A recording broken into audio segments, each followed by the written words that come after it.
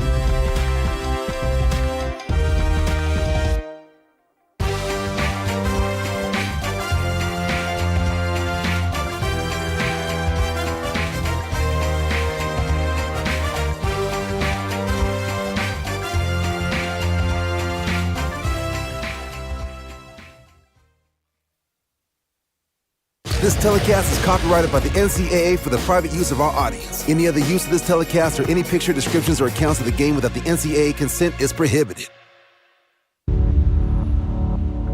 To them, the whole world.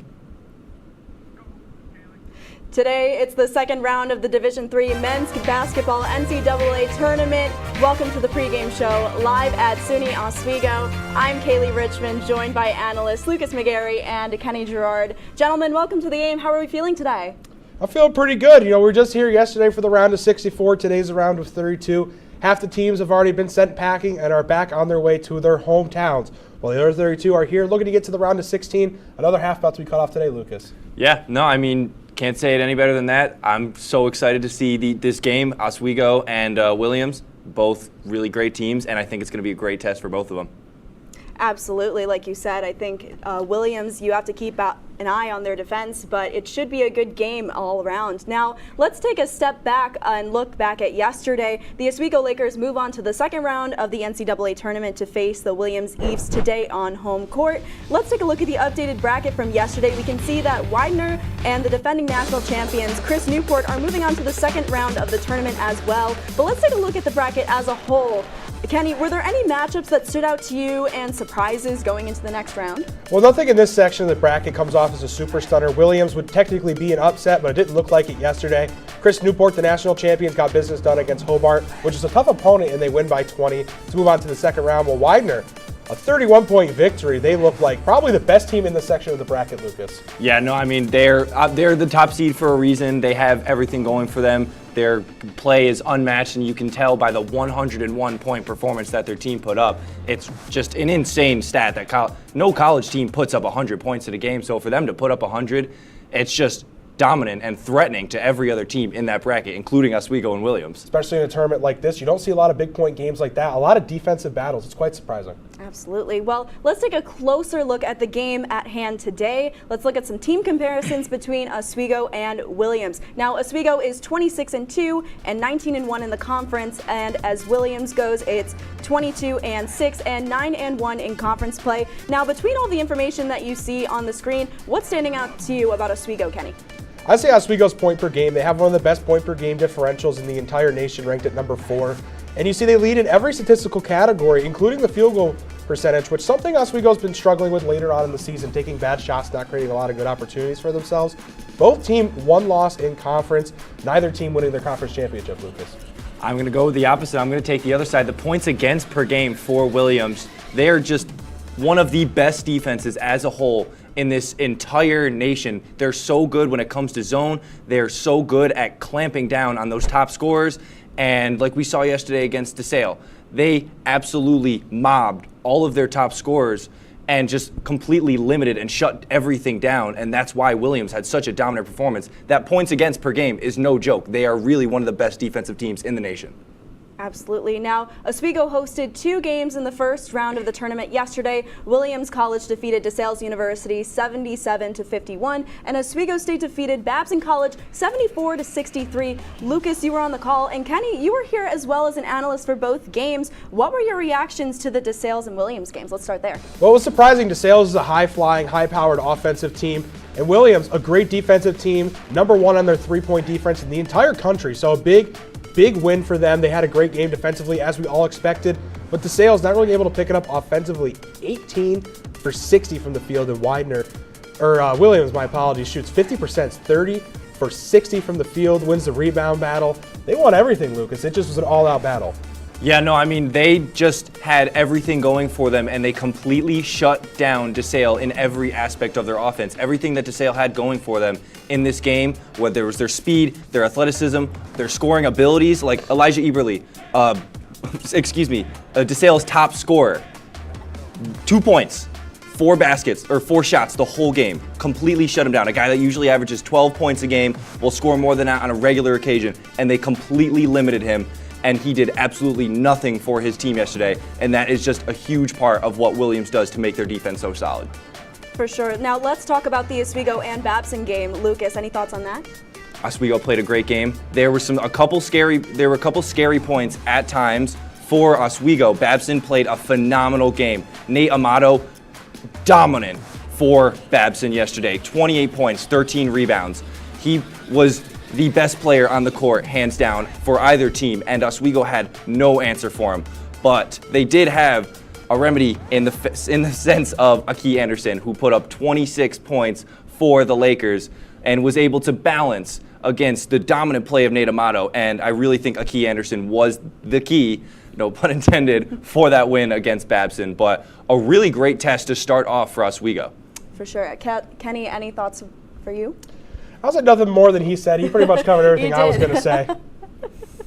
All right. Well, I know I asked you both how we were doing and what were your initial reactions earlier, but as we look closer into both of these teams and before we talk about players, what are you both looking forward to today? What are you most intrigued to see? Well, I'd say I'm intrigued to see the 3 points and the 3-point defense. Williams, I said, #1 in the country on their 3-point defense. You're expecting a lot of lockdown D from the East. While Oswego really needs to find themselves beyond the arc as well. So I think the 3-point battle and the defensive battle is going to be the key here tonight. What do you think, Lucas? Yeah, no, I couldn't agree more. I'm really curious to see how Williams covers all of these top scorers of Oswego. They're going to cover Aki, they're going to cover Jeremiah Sparks, and they're going to clamp down. That zone that they played yesterday was so phenomenal, and it forced DeSales to take so many poor shots. And I really think that if Williams gets the momentum slow, because that's what's up for Oswego is fast momentum. So if they slow down the momentum and Oswego can't pick their shots out, Williams has a really good chance at winning this game. For sure, definitely something to look out for. But let's talk about the leading performers on each team, and we'll start with Williams College. There's number 11, Alex Lee, number 12, Brandon Ruffley, and number 10, Nate Karen. Now, Kenny, what's something that we have to look out for on this team? Well, I'd say a couple of guys yesterday as well. Cole Prowett-Smith and Alex Stoddard having great games as well. 13 points for Stoddard, 14 for Smith. And we saw Karen dropping 11 points, also picking up 8 rebounds and 4 blocks, playing all around for his team. Every player, you don't see defensive stats adding up as much as you would see the offensive stats. What really matters to this team is their defensive play. It's been their bread and butter all season long. And it is exactly what's going to win them the game today. If they can hold on defensively, Williams can run away with it from Oswego, who's been struggling to get shots from beyond the arc and shots from the charity stripe. It's Williams' defense that's make or break for them today. For sure. And Lucas, let's look at Oswego's top 3 performers. There's number 23, Jeremiah Sparks, number 5, Aki Anderson, and number 21, Cartier Bowman. Who's standing out to you today?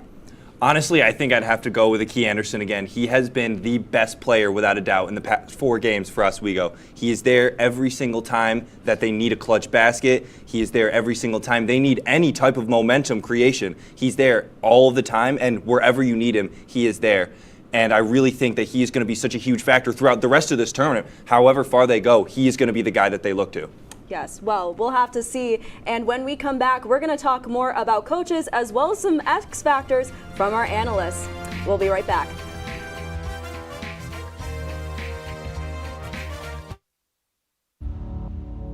To them, the whole world looks like an opportunity, one to be seized, built upon, and made better for their sport and the people around it. To student athletes, every opportunity is a chance to change what could be and show the world what opportunity can do.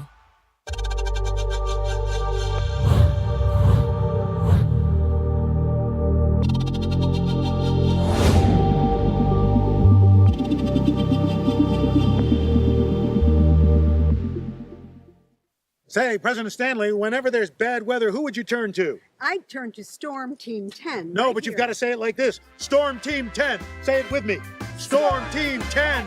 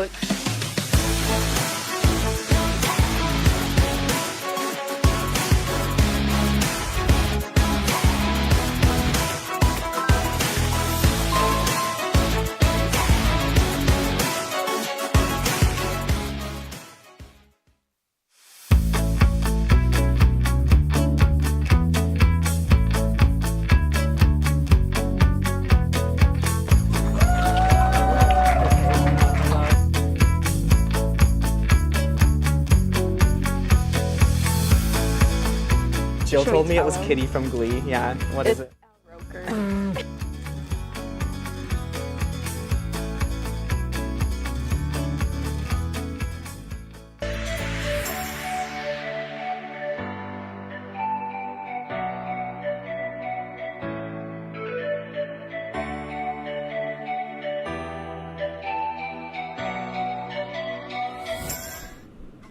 Welcome back to the pregame show. Now let's get right into our analyst X Factors. Now, Lucas, we're going to start with you. What about for Williams College?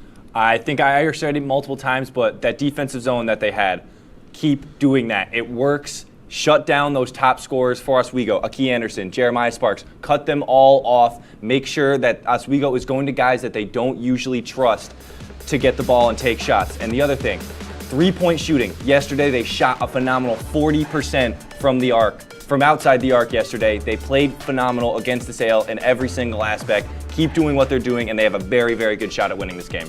And what about Oswego for you? Keep the momentum high. They are one of the fastest teams in the country. They do it every single game. If you get the momentum going, you cannot stop them. No team has yet. And then talk about the defense of the Eves. Spread it out. Make sure that they can't collapse onto your best scorer with a double team, because if that happens, you have to you panic, and if you spread out that defense, you can create better shots. So spread out the defense, get better shots, and that's your game plan right there. Absolutely. Now, I think both teams, well, especially for Williams College, they should definitely play to their strengths here. If they have a strong defense, they should definitely use that going into this game. But thank you, Lucas. Now, Kenny, we're going to move on to you. What are your X factors for Williams College? Well, for Williams, it's something I've mentioned a couple of times so far, and it's that three-point defense. You can see it right down here on the screen on this side. There it is. The three-point defense. They're number one in the nation on their 3 points per game on their opponents. Get to the charity stripe. They're shooting 79.1% from the free throw line, number 6 in the country, so they're top-ranked factors for the team. If they can keep their three-point defense up, shut down guys like Achille and Sparks from beyond the arc, they're going to do very well. And getting to the charity stripe, Oswego, one of the teams that fouls a bit more in the country, they would be a team where if they can hit those charity stripe shots, get those free throws down, it'll work out very well for them. But for Oswego, got to feed Aki Anderson. He's been on fire so far. Aki Anderson, 51.3% field goal percentage on the year and 55.3% from beyond the arc. And then feed off the home crowd. No stats needed here. They have home court advantage in the NCAA tournament. Use that to their advantage. There's going to be a lot of people in the Max Seal Gymnasium here in Oswego, New York. Feed off that energy. Yes, well, feed is definitely a theme for you tonight, Kenny, and I hope that happens. Well, that's gonna do it for the pregame show. We'll be back with your halftime report. I'm Kaylee Richmond. That's Kenny Gerard. Jenny. Excuse me. Jenny, that's a new one. That's Lucas McGarry. Excuse me. But before we send it to break, let's go to the Max Seal Gym with commentators Zach Malamud. Hello, everybody. Welcome inside Max Seal Gymnasium. Zach Malamud alongside Brian Burrows. Mike Neckers will join us shortly. Brian, we got the Williams College Eves taking on the Oswego State Lakers. Round of 32. Should be a good one here today. Yeah, both these teams coming off good wins yesterday. The Eves really blowing out the DeSales Bulldogs. The Lakers playing a little closer game versus the Babson Beavers, but both coming off wins, coming on highs, and they're both going to be looking to move on to the Sweet 16. So what do you think is going to be the difference here today? Obviously, Williams, one of the best defensive teams in all of Division III. Oswego, on the other end, a heavily offensive scoring team, but can do work on the defensive side. What's going to be the difference here? I think the difference is going to be that Oswego defense. We know what Williams is a defensive team, and I think yesterday offensive explosion was a little bit of an outlier. Oswego's offense, you mentioned it, really good. The defense can come and go, though, during games. Even they'll go on streaks where they'll play well, and those streaks where they'll kind of slack off a little bit. They have to play high all game, and that's going to be the difference in this game. If they're playing up-tempo on defense the entire time, sticking with their man and sticking with their assignments, they will get a chance at winning this game. Definitely, Brian. We're going to take a quick break. After break, tip-off is imminent. The round of 32, the Division III men's basketball tournament in Max Seal Gymnasium. Stay tuned at Max Seal.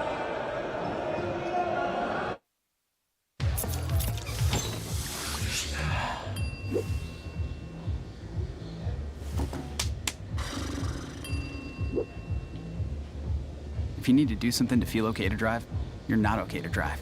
Don't drive buzzed.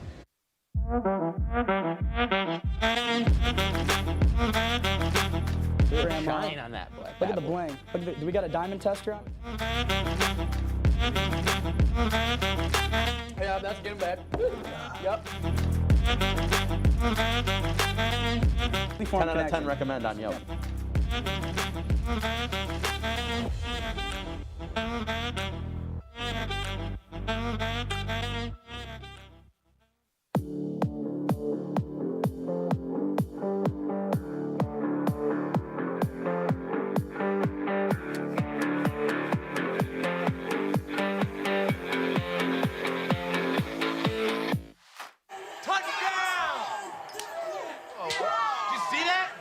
We scored? Yeah, we scored. We're going to the playoffs. I can't believe I missed that.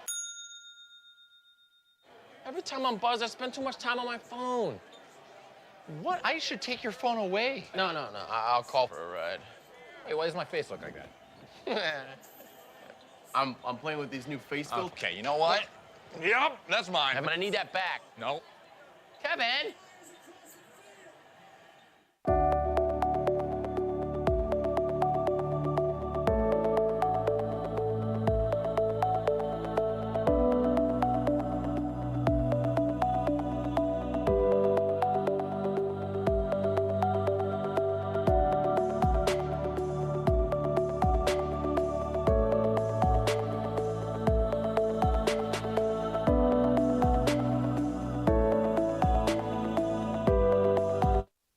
This telecast is copyrighted by the NCAA for the private use of our audience. Any other use of this telecast or any picture, descriptions, or accounts of the game without the NCAA consent is prohibited.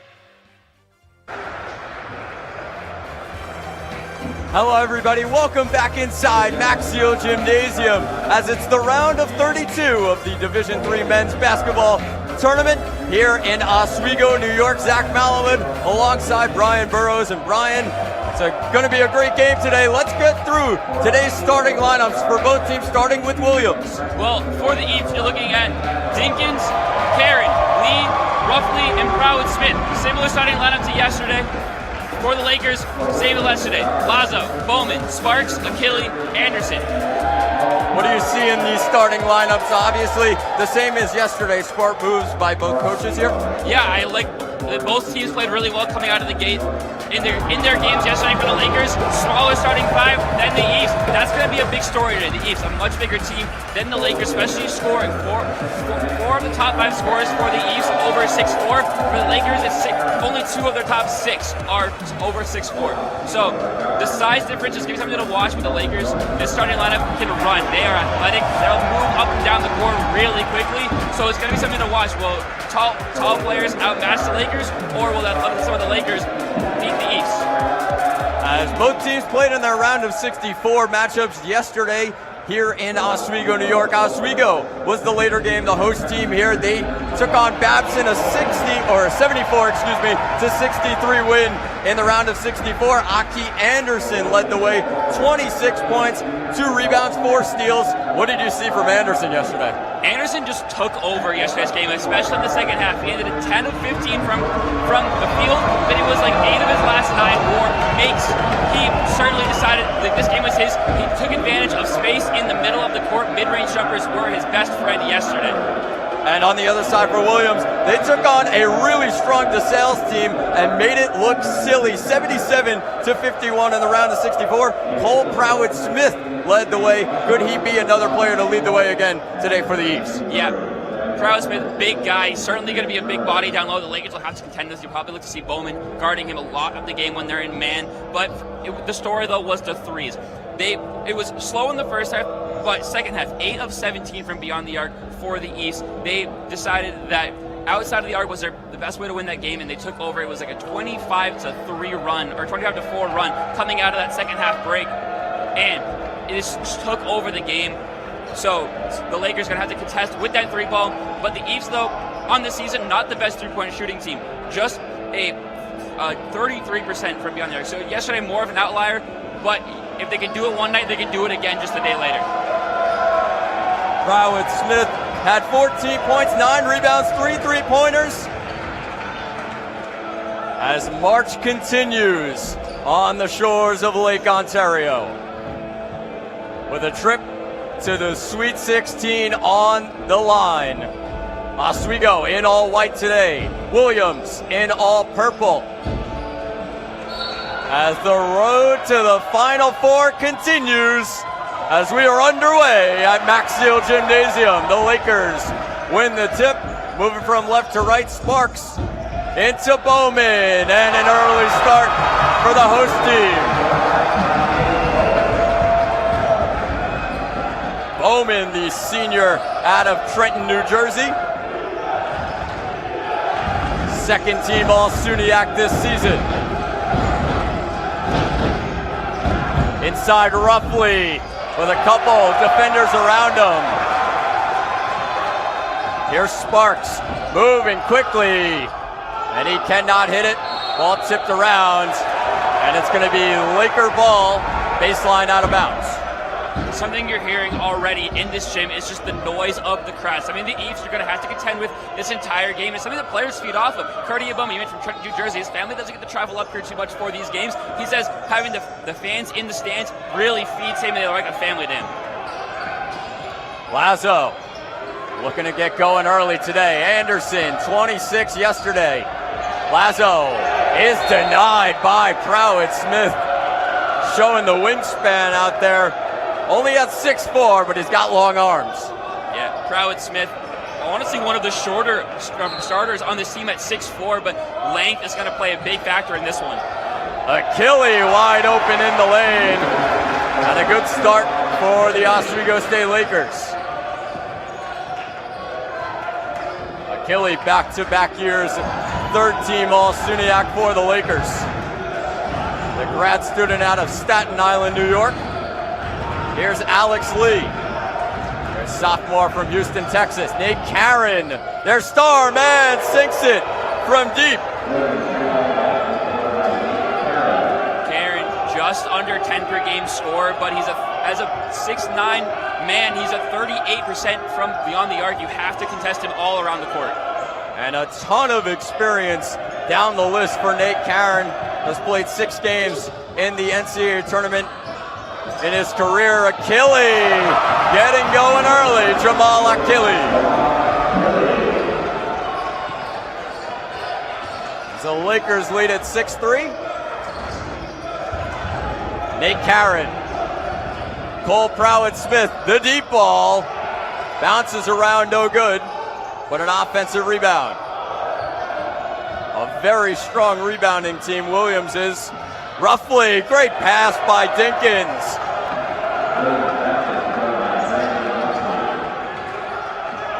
Brandon Roughly, the junior, out of Dalton, Massachusetts.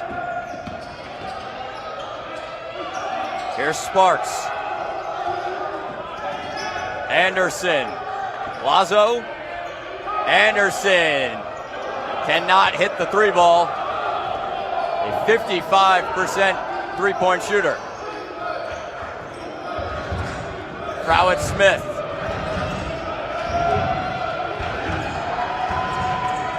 Nate Karen, 15 on the shot clock. Karen inside, and it bounces off for him. Lazo. Achille. Sparks will try a 3, and it doesn't go. Lakers 0 for 3 from deep early in this one. And a reach-in foul called on Kenny Lazo. First foul of today's game. 16:46 on the clock, and a substitution as Hudson Hansen, who had a great game yesterday, comes in replace for Brandon Roughly.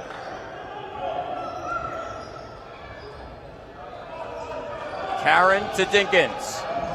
Hansen keeps the run going here at Maxill.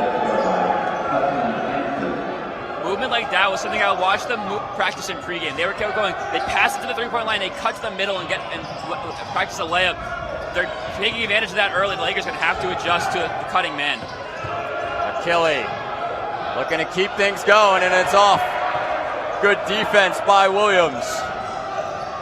Here's Dinkins. Dinkins with Sparks on him. Dinkins inside, and he's able to finish.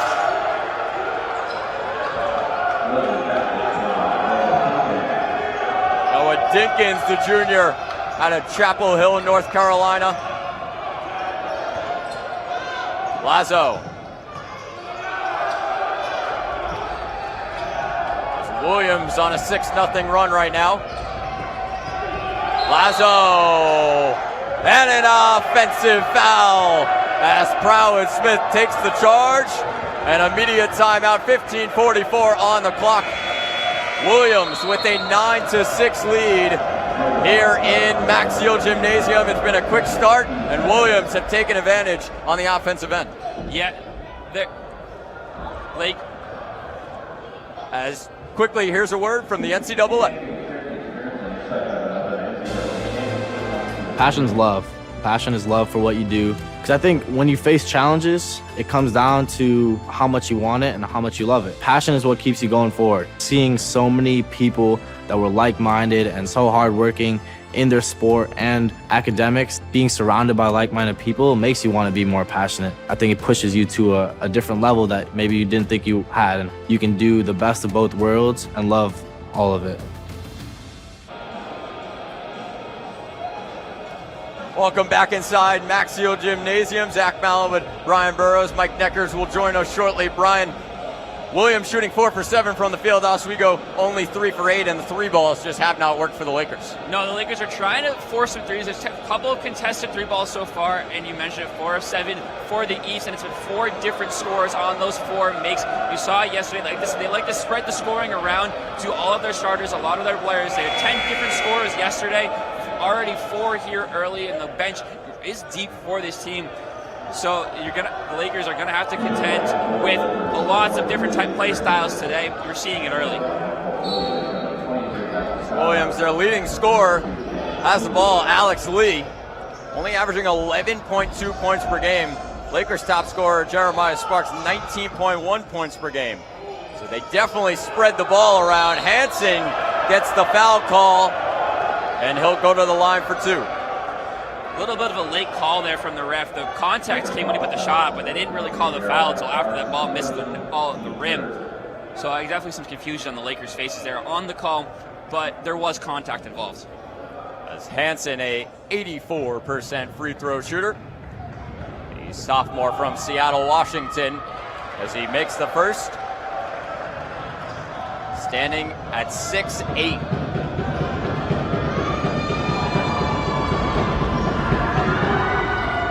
Hansen goes 1 of 2 as Julian Crittenden and Caleb Cook come in for Oswego.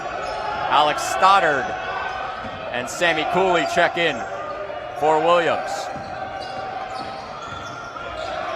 Crittenden gets it to Cook. Down low, Bowman. 10 on the shot clock. Bowman, Anderson. Anderson, great defense by Williams. Crittenden through a couple guys, gets the foul call very late in the shot clock there. Lakers maybe get away with one. It was a good idea from Crittenden to try to split the double team, draws the contact, and if it doesn't work, he's got an open shot at the basket. As it's the first team foul on Williams today. Lakers with 3 team fouls so far in this one. Here's Anderson. The tough jumper, it doesn't go. Bowman finds Anderson. Crittenden. Anderson, the 3 ball, and he knocks it down. Anderson picking up right where he left that last night, but interesting to see he's taking some contested threes here, something he doesn't normally do. Picks and chooses his spots. Aki Anderson, 55% from deep this season, averaging 15.8 per game in the NCAA tournament, as Alex Lee cannot answer with a 3. It's 10-9 Williams. Sparks, Cook, Crittenden with the bigger Karen on him. Here's Cook. Finds Crittenden. Crittenden, the win 3 is no good.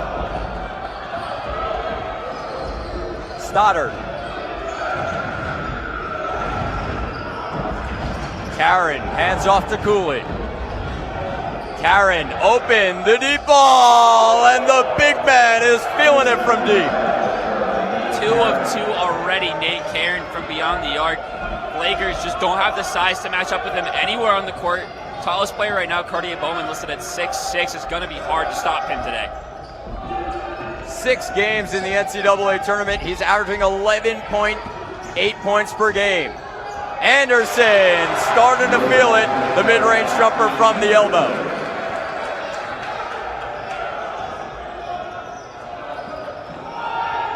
Anderson named to first team All-SUNYAC this season. Him and Sparks first team All-SUNYAC for the Lakers. Stoddard, the 3 ball is no good.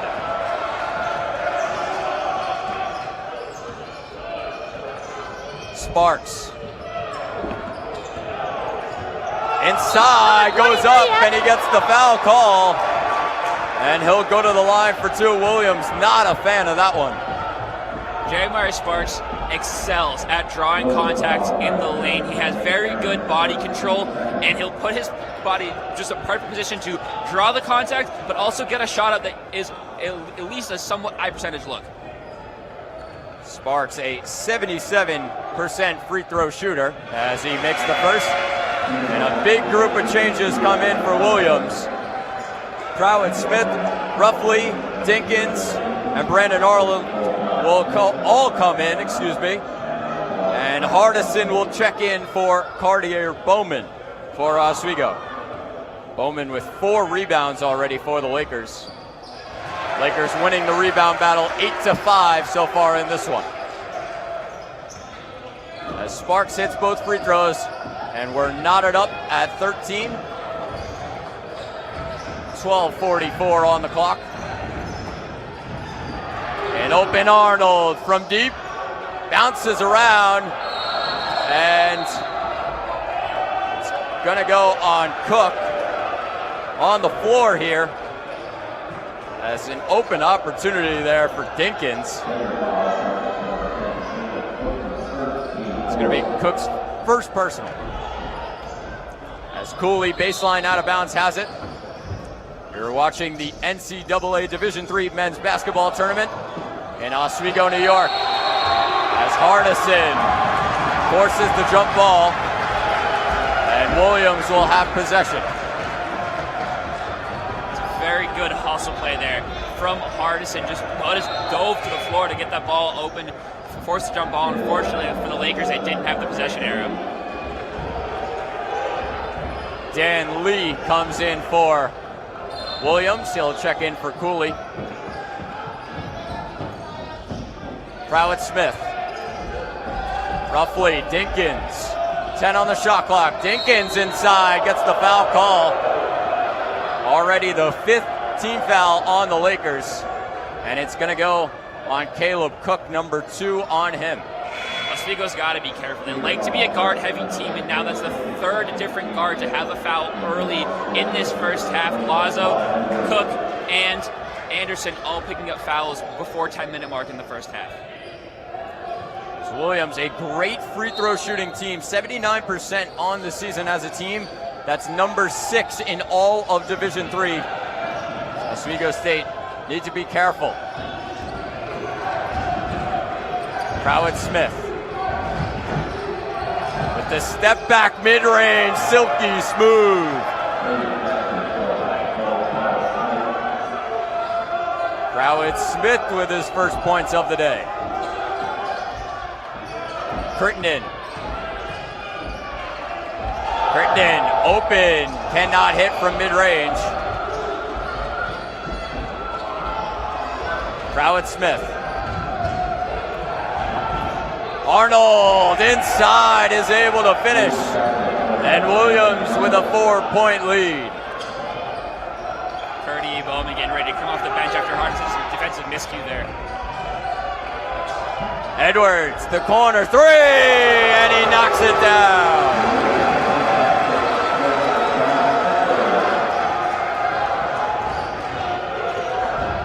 Sean Edwards, 11 games with a 3-pointer, make that 12.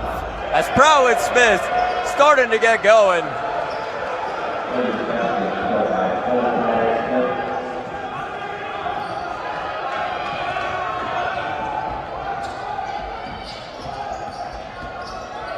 Sparks inside is able to finish. Both teams starting to trade buckets here.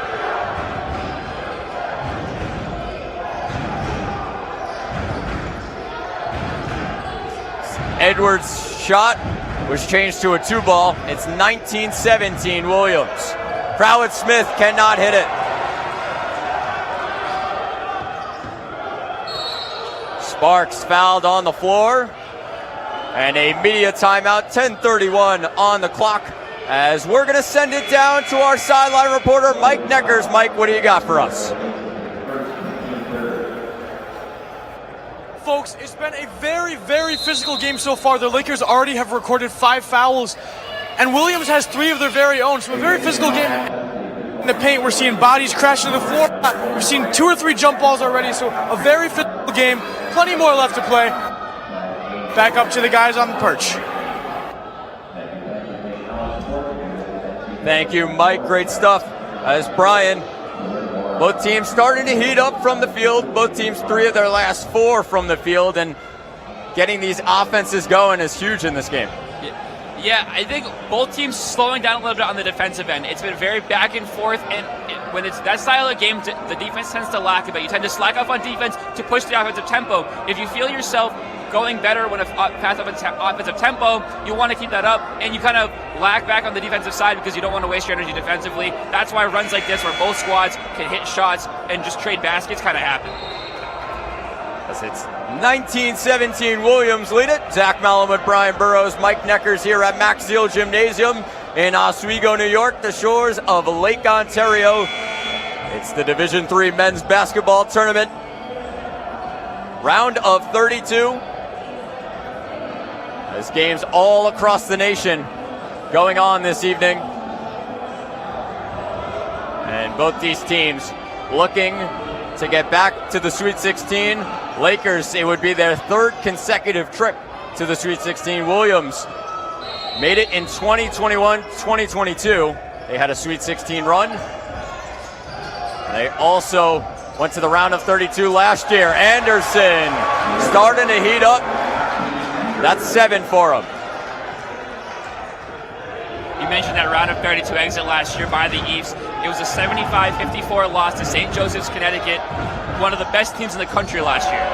As Karen, the big man, continues to roll from beyond the arc. That's his 3rd three-pointer of this first half.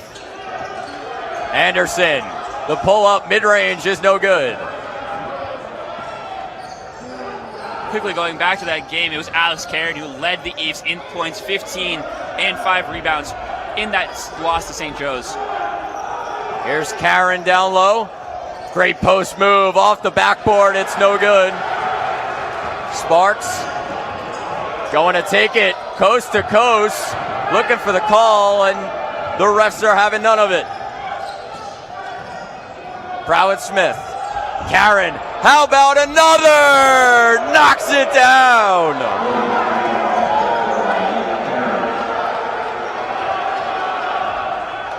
Nate Karen up to 12 points. His 4th three-pointer.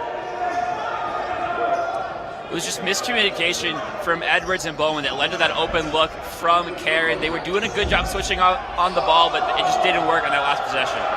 As Crittenden can hit the shot. 25-19. Stoddard cannot hit it from deep. And a jump ball. It's going to be Laker possession as Jamal Achille will come in.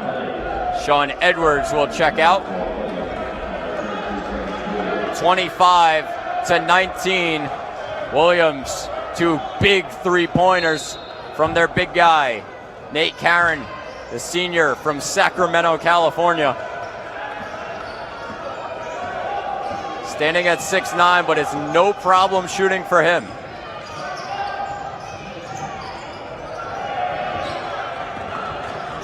Crittenden, Anderson with the floater, and Anderson up to 9. Anderson has picked up right where he left off last night. He's now 4 of 7 from the field, 9 points.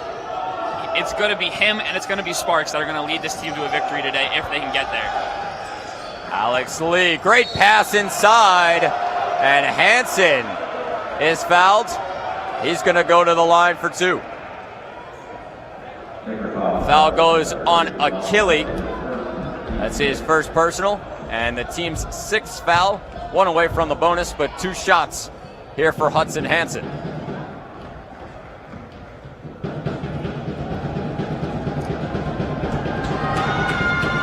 Hansen can't hit the first one. Substitutions for both teams. Edwards comes in for Achille for Oswego. And Brandon Arnold as well as Noah Dinkins come in for Nate Karen and Alex Stoddard. What a game Nate Karen's had so far for Williams. Yeah, he's just been unstoppable from beyond the arc. Something that if you're the Williams coach Nate App, you're gonna maybe just game plan him to stick out of the perimeter and force the Lakers to play 5 out on defense. As 26-21, Williams with the lead. As Crittenden has it ripped away by Cooley. 7:55 on the clock. Dinkins. Arnold. Dinkins, great ball movement. Alex Lee. Hansen, Lee. The 3-pointer is no good. Tipped out off Hansen. And we're going to have a media timeout. 7:35 on the clock, 26-21. Williams lead Oswego State. Zach Malamud, Brian Burrows, Mike Neckers inside Maxill Gymnasium, the NCAA Division III men's basketball tournament. And Brian talked about the 3-pointers so far, and Williams, not a team that you really focus on the 3-ball a lot, but they're 40% from beyond the arc so far. The Lakers, on the other hand, just 1 for 5. That's the difference in the game. Yeah, you mentioned that you don't focus on Williams' threes, but after last night, I think you have to. They hit 12. It was the 2nd highest total of the season for them. The Lakers, though, a team that generally good from beyond the arc. They shoot normally 35%. They're going to have to pick it up from beyond the arc, and I'm just looking at Julian Crittenden right now, 0 for 3. We just watched the ball gripped out of his hands in the lane. He was a spark off the bench last night with 14 and 6 rebounds. Tonight is ice cold. They're going to have to find either get him or Caleb Cook or maybe even Sean Edwards going off the bench here, finding that extra tertiary spark. As Williams have had a couple points off their bench, 6 to be exact, with Hansen coming off the bench as well as Brandon Arnold. And the Lakers just 2 points off the bench. And those ones were Sean Edwards earlier in this first half. It's been Anderson who's led the way for the Lakers, 9 points on 4 of 7 shooting, 1 for 2 from beyond the arc.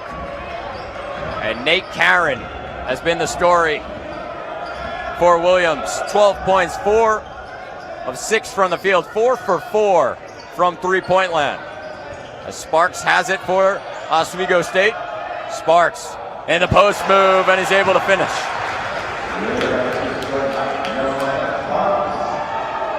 Sparks with 6. Karen checks back in.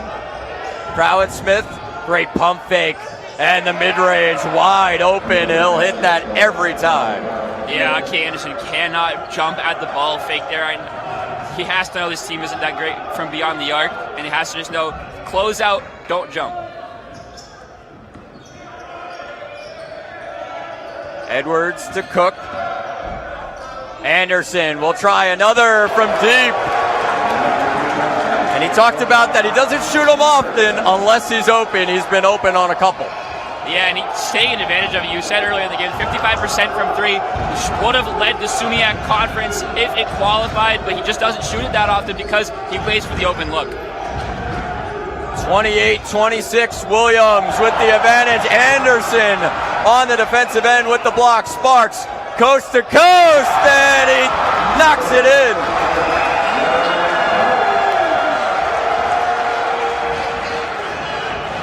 As Oswego have woken up the crowd with a solid run, and defense reigns from the stands.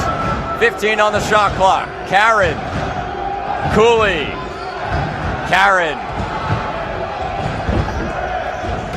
looking for options. A great pass, and not able to hit it is Dinkins. Edwards with the rebound. Cook, Edwards, and Sparks will reset. 20 on the shot clock. Lakers on a 5-0 run, have hit 4 of their last 5 from the field. Sparks loses possession, grabs it back. Anderson, 10 on the clock. Anderson. Great defense by Prowett-Smith. Anderson, a tough one. And Karen gets the board, fouled by Edwards. It's going to be the 7th team foul on Oswego State. Karen, now Williams in the bonus with 7 team fouls for Oswego. He'll go to the line for a 1-and-1. Despite the Lakers being on a run, that was a defense that puts the East at the top of the country at points per game wise. They completely shut down every option. They switched well.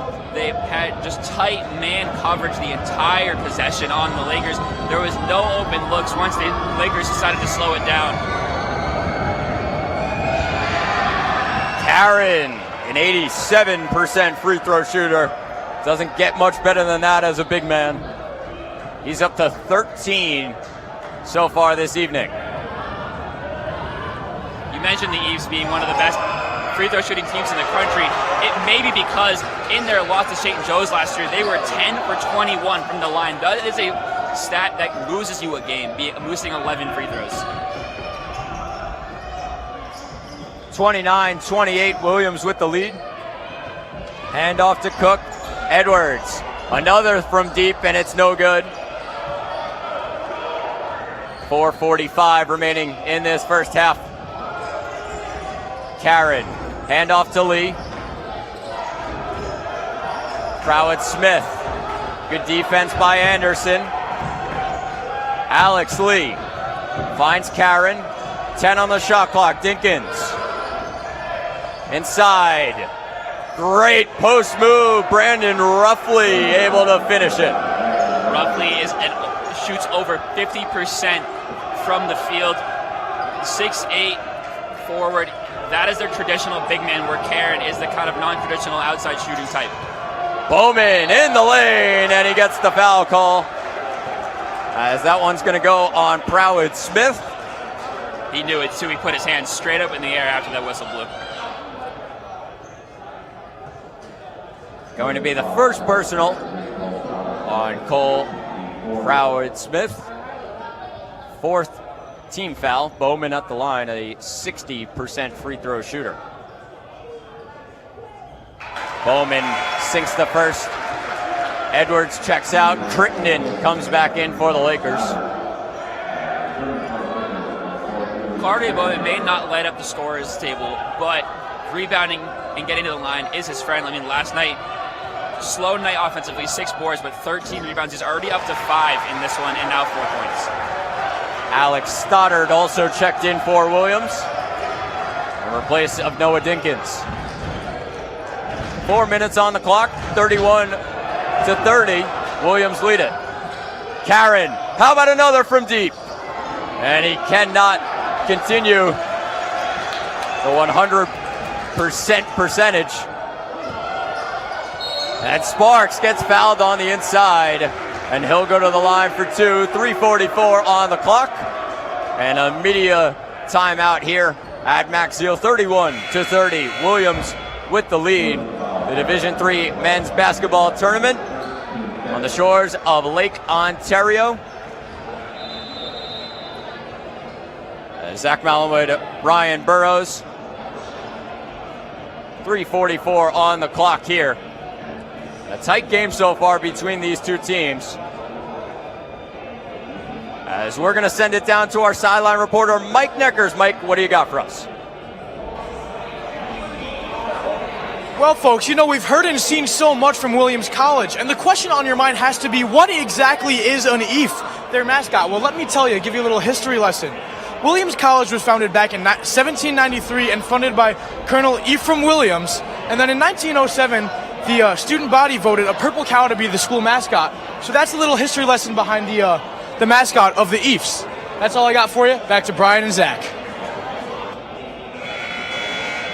Thank you, Mike. Great stuff there. Zach Malamud, Brian Burrows, Mike Neckers here at Max Seal Gym. And Brian, Lakers on a bit of a run here, but still a 1-point lead for Williams. They've done a good job kind of limiting the Lakers on offense as the Lakers trying to get going. Yeah, the Lakers certainly making a push right now, but the Eve's just doing enough so far. They're 1 for their last 4, but it's just trading 2 for 1 so far, and they got a big enough lead earlier in this half that they can kind of do that right now. The Lakers getting back into it, but the Eve's certainly still kind of controlling the game. As Sparks hits the first free throw.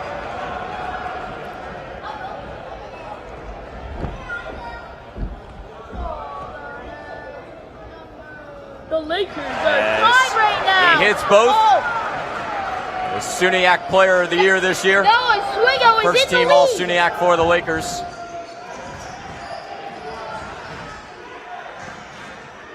Prowett Smith. Stoddard. Across. Hansen. Hands off to Lee. Down low. Mismatch. Hansen. Finds Lee in the corner. 4 on the shot clock. Gotta put it up. And a foul called.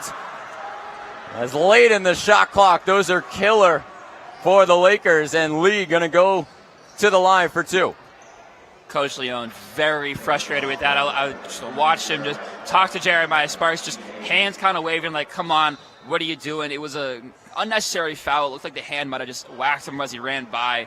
Not a foul you want to give up, especially as you said, late in the shot clock. As Sparks with number 2 there, 3:16 on the clock remaining in this first half. So we're going to clean up some moisture on the floor here. 32-31, Oswego State lead it. So Lakers have been on the opposite end of a lot of leads so far in this one. It is a majority of this game, 66% of it. Williams have been in the lead. The Lakers kind of playing catch up here, and they get a lead right now for themselves. The Lakers, though, a historically second half team, and really kind of late in the first half. Like we're seeing this one like we saw last night. They'll go on a run with a couple minutes left in the first half, and then they'll extend that lead coming out hot in the second half. As Lee is able to go 1 of 2.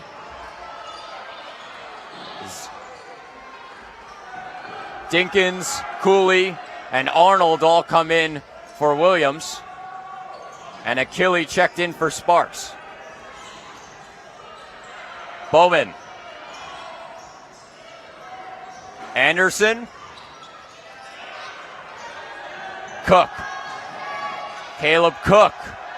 Good defense by Williams. 4 on the shot clock. Achille, what a tough bucket. Jamal Achille with 6 points on the evening. That was an excellent move by Jamal Achille. He used the leverage that he had to kind of just slither around the defender there. And a turnover for Williams. Bowman, Crittenden thought about it, and he'll just pull it out. Bit of frustration there for the Lakers, but they have possession. Achille, the corner 3 is no good. Yeah, you saw just a couple players there when Crittenden didn't pull the 3, the open look. It just kind of, what are you doing? But I do think Coach Leone is calling him to slow it down, telling him to just kind of get this half to halftime right now. 2:11 on the clock. Zach Malin with Brian Burrows, Mike Neckers here at Max Hill Gymnasium. Oswego State lead it 34-32. It's the round of 32 of the NCAA Division III men's basketball tournament on the shores of Lake Ontario. It's the Williams College Eves taking on the Oswego State Lakers. Oswego on a 6-1 run in the last 2 minutes. And we mentioned them playing catch-up earlier in this one. And the Lakers sticking with the lead right now, Brian. Yeah, they're playing well on both ends right now. I mean, you're getting highlight type plays from your star players like Jamal Achille, but also on the defensive end, they're playing really well. They're communicating, they're switching. They're doing what they really weren't doing at the very beginning of the first half, is getting double teaming down low, which I think has been a real big help because Williams not only will pass the ball down low, then they'll get a cutting man. So the double team down low both prevents a quick shot, but also allows you to switch off quickly on the cut. Williams, one of the best defensive teams in all of Division III. Number 8 in Division III in terms of points allowed per game.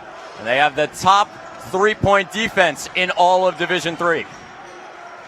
Prowett-Smith, a 3-ball is no good as Bowman grabs the board. 6 boards already for Cartier-Bowman. This is what we're more accustomed to seeing from the Eves from beyond the arc. 4 of 12, and those 4 have all come out of the hand of Nate Karen. Anderson in the lane. Great defense by Alex Lee. 10 on the shot clock. Crittenden to Cook. Cook will pull up from deep.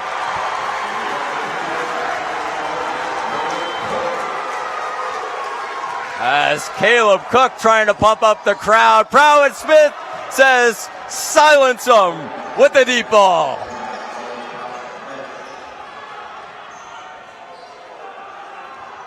Prowett-Smith up to 9. Cook with another from the corner. And it's short for Oswego.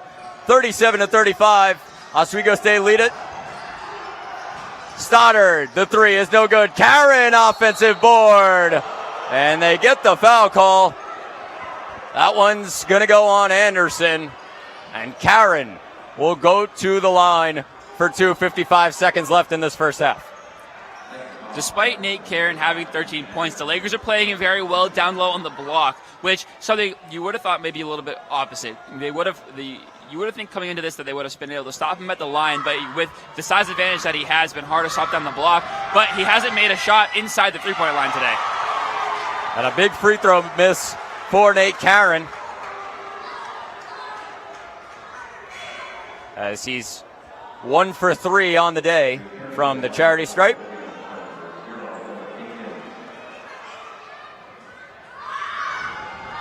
As Stoddard checks out, Dinkins comes in, and Karen hits 1 of 2. Oswego State with a 1-point lead. The Lakers the host team this weekend. Anderson, Crittenden, Cook inside, a tough shot there, and it bounces off. 3 seconds separating shot clock and game clock.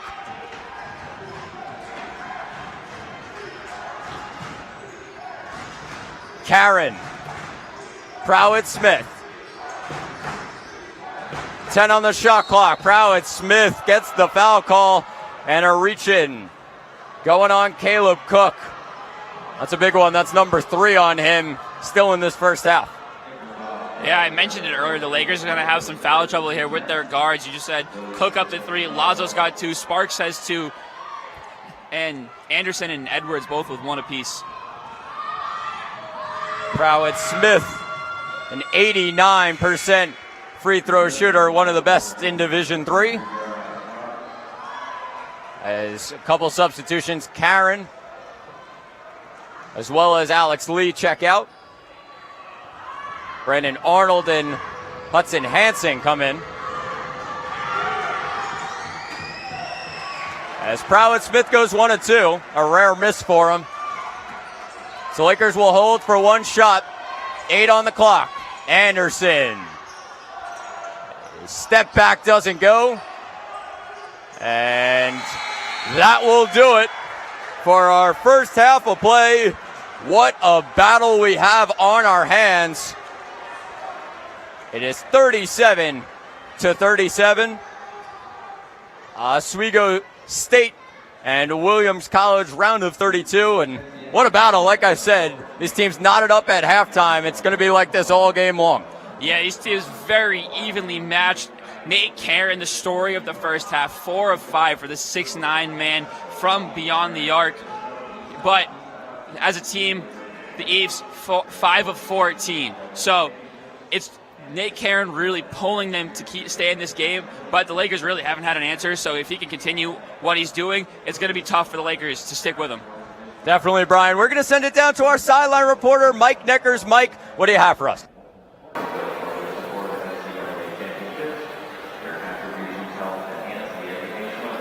Thanks, gentlemen. It's been an absolutely electric game. The crowd behind me is so into this game. It's so loud in here, I can barely hear myself think. We're tied up at 37 going into the half. Really has been a great game for both ends. Very, very physical. It'll be interesting to see what each team does at the half to change. Back up to the guys in the booth. Thank you, Mike. Great stuff there. Brian, 37-all here, Oswego State and Williams College, the round of 32. We're going to take a quick break, and then you'll have the halftime show. Kaylee, Kenny, Lucas in studio. Stay tuned as at halftime. It's 37-all. Oswego State taking on Williams College, the NCAA Division III men's tournament round of 32 at Max Steel Gymnasium.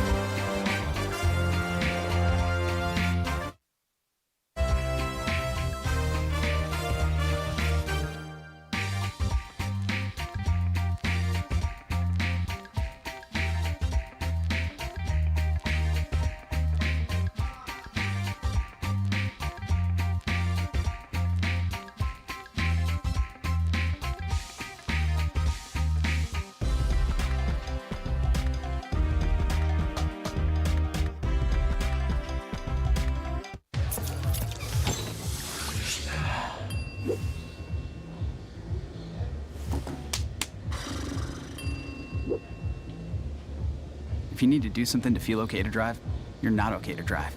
Don't drive buzzed. Shine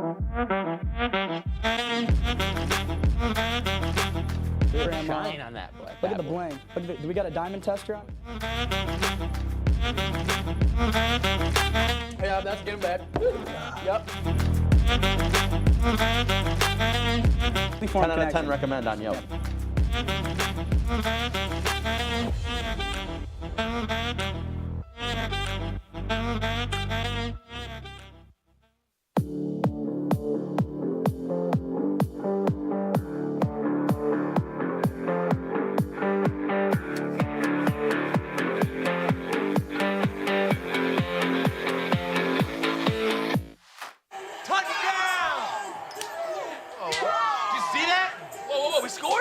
We're going to the playoffs. I can't believe I missed that. Every time I'm buzzed, I spend too much time on my phone. What? I should take your phone away. No. I'll call for a ride. Hey, why does my face look like that? I'm playing with these new face filters. Okay, you know what? Yep, that's mine. I'm gonna need that back. No. Kevin.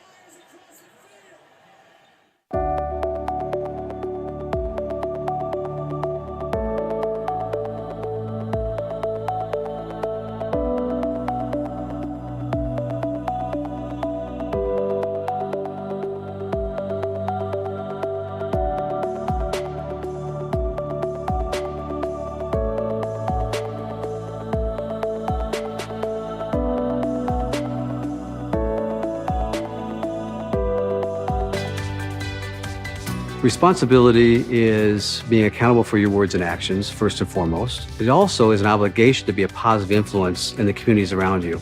Being in a D3 program, you're going to have lots of different opportunities. You're not just an athlete, you're also involved in student life. Your academics are extremely important. We give a lot of our student athletes responsibilities right from the start by giving them leadership opportunities, by having them engage in the community, be a positive influence. That's being a responsible person.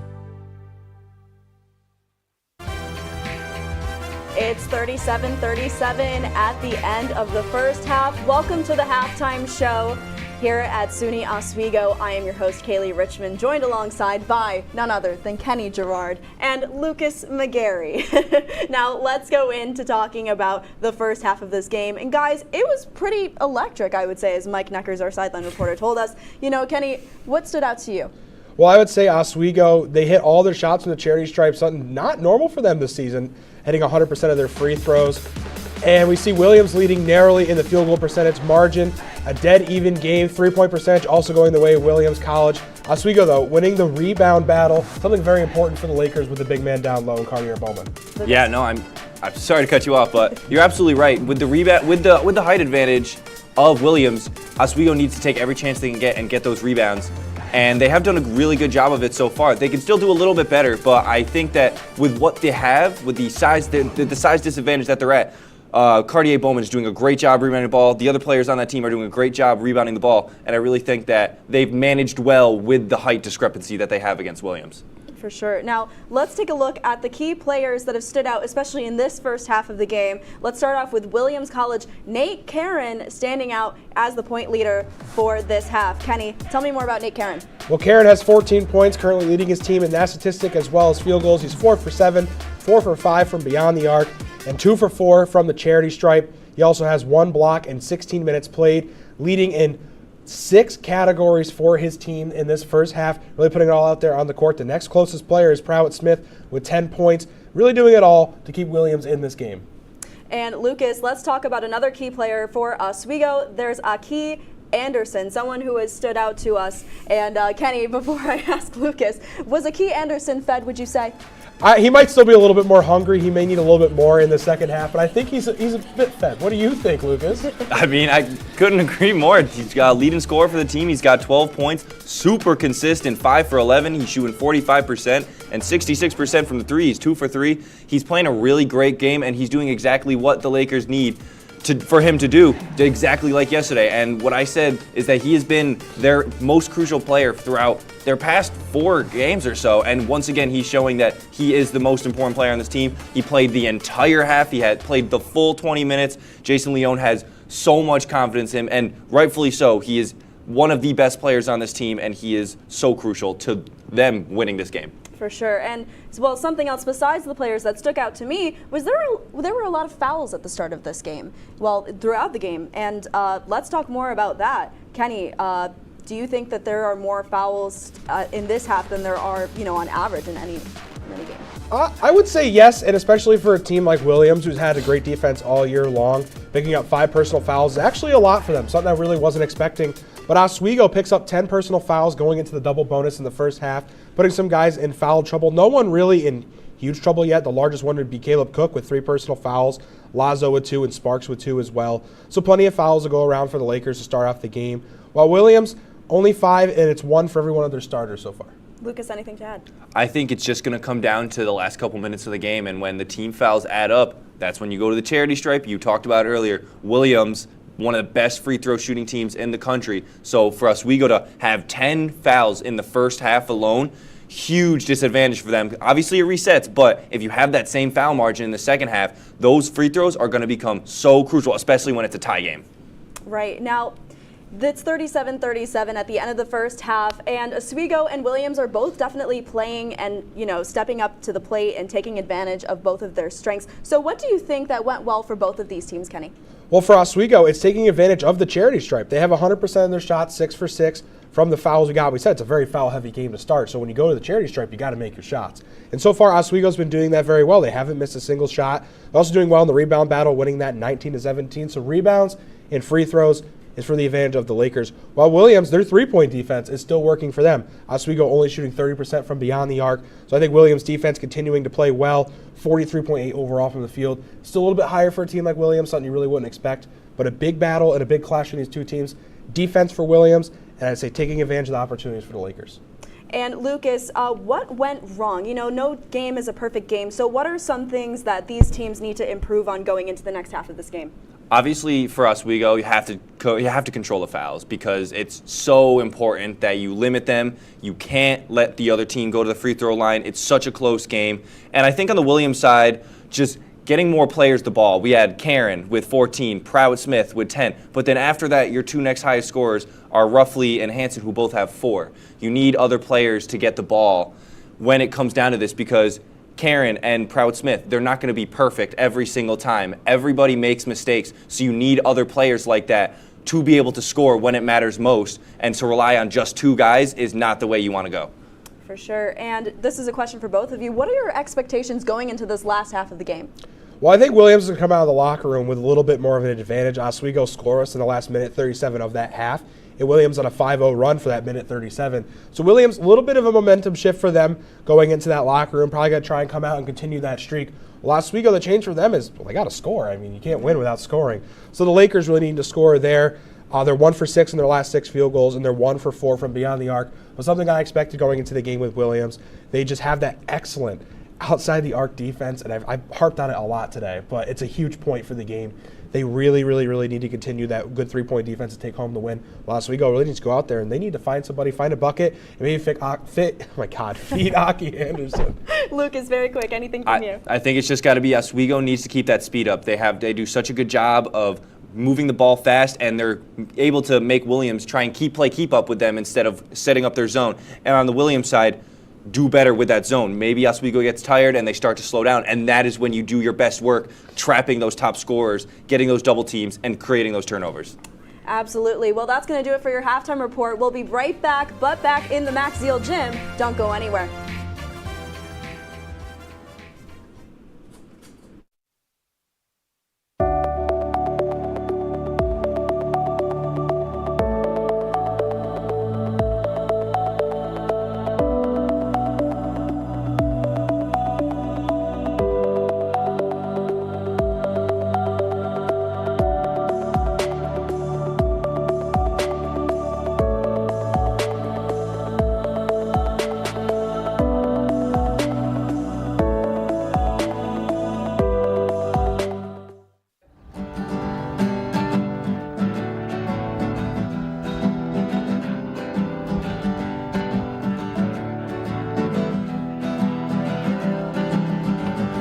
We're here for you, we're here for you. This is your channel 2. With sports and news and what to do, we're here for you.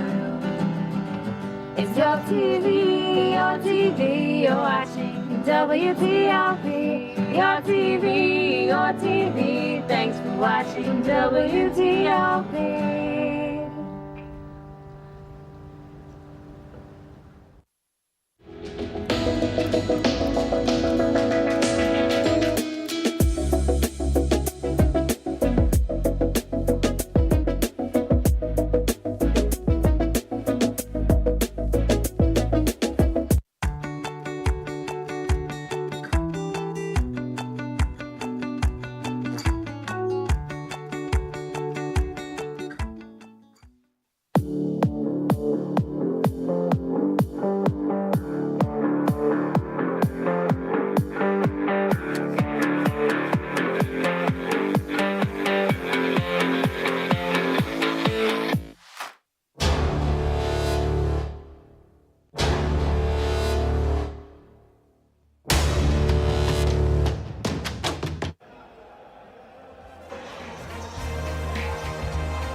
Hello, everybody. Welcome back inside Max Zeal Gymnasium on the shores of Lake Ontario. Zach Malamud, Brian Burrows, Mike Neckers will join us shortly. It's the NCAA Division III Men's Basketball Tournament round of 32. As at halftime, the Oswego State Lakers, the host team, are knotted up at 37 with the Williams College Eafs. And Brian, we saw a great first half.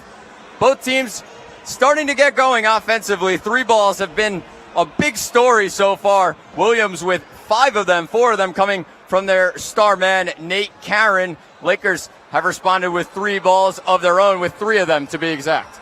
Yeah, it was definitely Nate Caron leading the way for the Eafs in that first half. 14 points. It did not hit a shot from inside the arc, but he was this catalyst for the Eafs offense. You mentioned the Lakers 3 of 10 from beyond the arc. It was a 1 of 5 start, so 2 of 5 finish. Started to pick it up a little bit later in that half, and the offense for the Lakers certainly picked it up. They grabbed the lead before giving away just for the end of the half at tie score.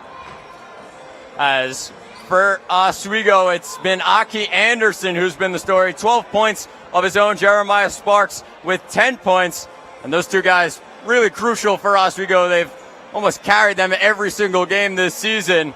And those two guys definitely having an impact so far. That's huge for the Lakers. Yeah, and I think the impact was really felt when Jeremiah Sparks found the bench late in that first half just to give him a rest. He got in a little foul trouble, and the offense for the Lakers really slowed down. It was hard for them to find open shots. Jeremiah Sparks pushes the pace of this offense. He'll run the court, go just coast to coast on almost every possession. And you saw with the Lakers, when he was off the court, things slowed down. Shots were harder to find. Open looks were really non-existent. We're getting ready for the second half here at Max Zeal Gymnasium. Williams are in all purple, moving from left to right. Lakers in all white, moving from right to left. A trip to the Sweet 16 on the line. Second half is underway. Cole Prowett-Smith to Nate Karen, the leading scorer today for Williams. Prowett-Smith in the lane and a tough layup. As Cole Prowett-Smith up to 12. Averaging 9.6 points per game this season. Anderson! And he's feeling it from deep. 3 of 4 from beyond the arc for Key Anderson in this one. He's just feeling it everywhere. Anderson stepping up in the big moments for the Lakers. Mentioned before, averages over 15 a game in those NCAA tournament games. Ball tipped around and the Lakers get a steal. Crittenden going in on Karen, and he's able to finish. Julian Crittenden had 14 points yesterday, gets his first points of today's game. Alex Lee. Karen. Lee with a great move around Bowman and a nifty finish. It's been a rough scoring night for Alex Lee so far, coming into the game as Williams' leading points per game man, but getting him going in the second half is certainly something the Lakers do not want to happen. 42-41, Oswego State lead it. Sparks, the wing three is off. And a rebound for Williams.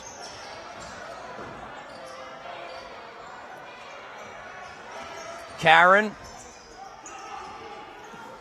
Great pass down low. Roughly is able to finish the layup.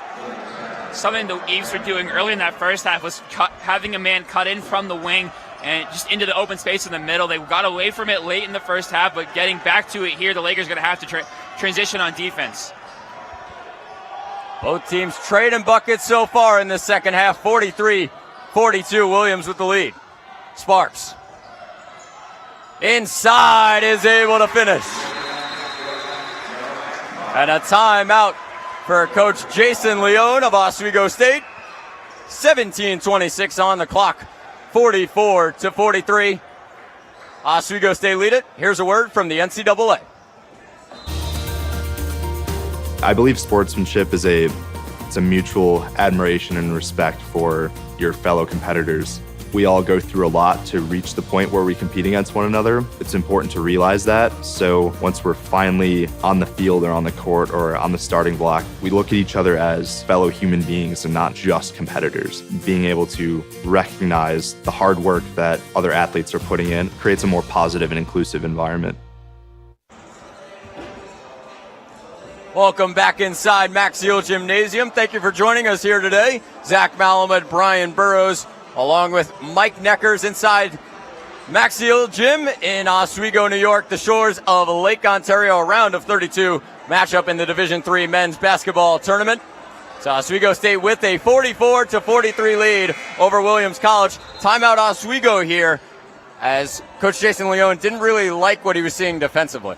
No, as I mentioned quickly before the break, that the Williams was getting back to getting the cutting man from the wing into the space in the middle. I think Leone's going to switch it up. We saw a zone look late in that first half, potentially going back to it. It seemed to really slow down the Williams offense. As he talked about that zone defense after the game yesterday, a big key in the second half for Oswego State as they defeated Babson 74-63 here in Oswego. As Williams have it, Alex Lee brings it up court. Lee with Bowman on him. Dinkins finds Karen. 12 on the shot clock. Karen. Prowett-Smith with a great pump fake. Prowett-Smith, easy as you like at the rim. Caleb Cook just caught jumping there. Coach Leone kind of made a little dig at him in the press conference last night, his defensive efforts, and not sure he's going to like that one. 45-44, Williams with the lead. Sparks thought about it, goes inside, And pushed around, and a foul on the floor. Called on Williams, their first team foul. And it's going to go on Noah Dinkins. That'll be his second personal. Anderson comes in for Cook. And Hansen comes in for Ruffley. Sparks trying to keep things going, and Achille is denied by Karen. On the fast break, Hansen slams it home. Just a defensive miscue from the Lakers. Sparks kind of telling nobody to pick up the open man. Really should have switched onto it himself, but I think he thought he had a teammate with him. He just did not. Williams starting to get going in the second half. They haven't missed from the field. As an offensive rebound, Achille can't finish, and it's called on the floor. As Achille did not like that call, but it's going to be baseline out of bounds for the Lakers. Achille didn't like it, and neither did Coach Leone, screaming at the ref there on the sideline. And to be honest, I'm not 100% sure I like it either. Achille quickly grabbed that ball and just put it back up. I'm not 100% sure how you're going to call that on the floor unless they're saying it's a loose ball foul. Media timeout on the floor, 47-44. Williams with the advantage over Oswego State. There's 2 team fouls now for Williams, none for Oswego. 15:58 left in this one. Zach Malum and Brian Burrows.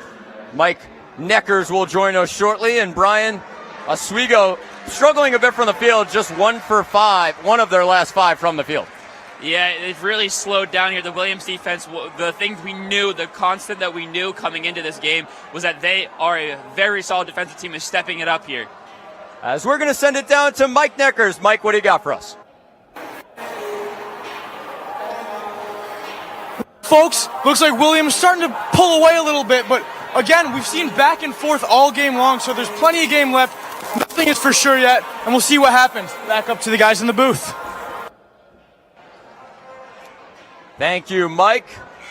As Williams, on the other hand, have been red hot to start this second half.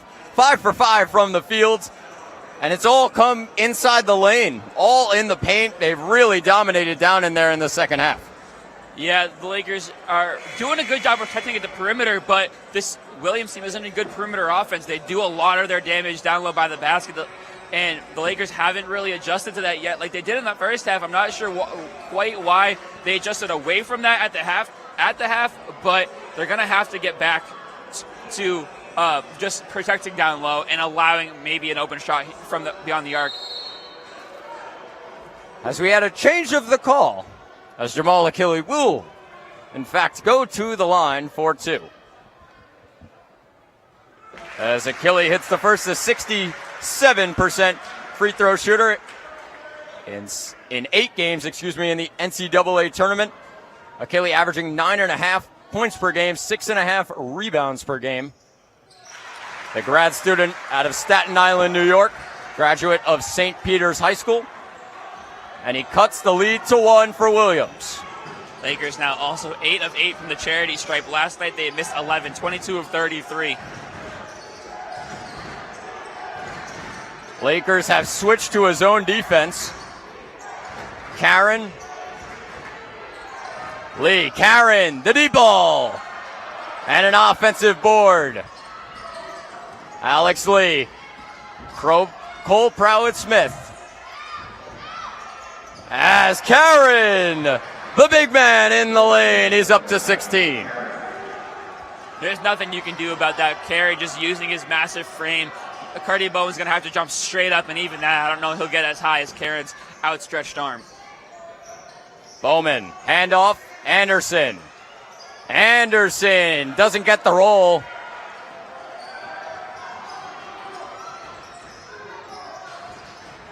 Prowett-Smith.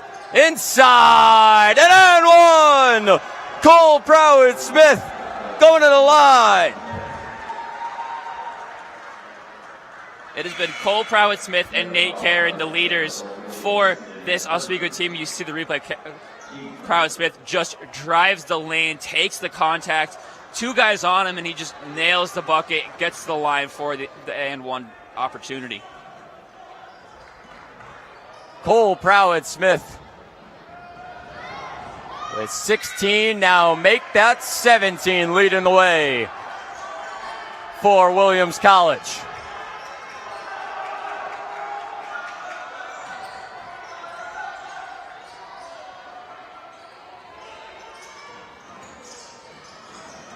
Achille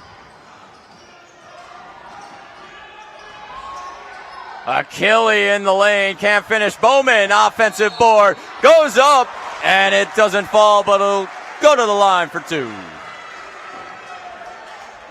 Bowman has just been wiping the glass in this one. Despite having about a 3-inch disadvantage out there, he just can get up. His athleticism really plays well among the big men.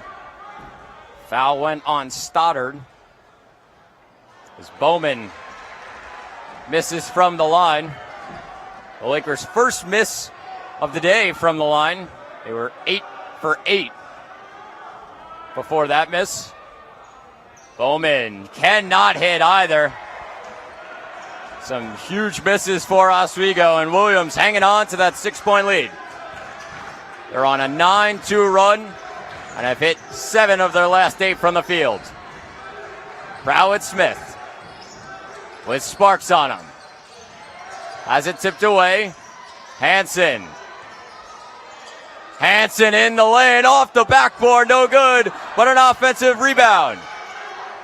Prowett-Smith will back things out, 14 on the shot clock. Arnold. Cooley. Great move and a great pass. Arnold finishes at the rack. Despite giving up the make, the Lakers' defense there was very good. It's very hard to play defense for that long successfully. But you saw a very good contest down low on the first shot attempt, an unfortunate offensive rebound, but even then they closed and didn't allow a quick second chance effort. And a timeout for Oswego State. Williams on a 7-0 run in the last 2 minutes. And Oswego shooting 1 of their last 7 from the field, 1 of their last 4 from deep. Just has not been the start of the second half the Lakers wanted.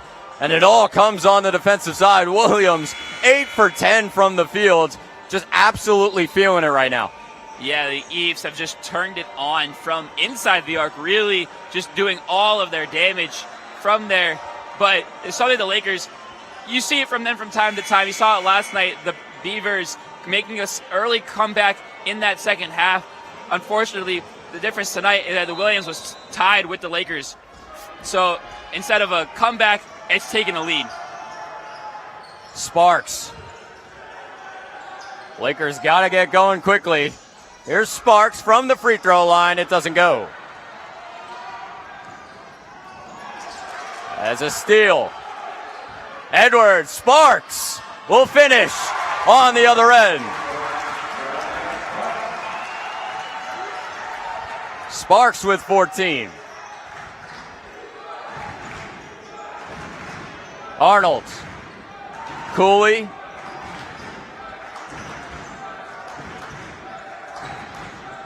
Hansen with Achille on him. 10 on the shot clock. Hansen going to work, and he's able to finish. Tough move there.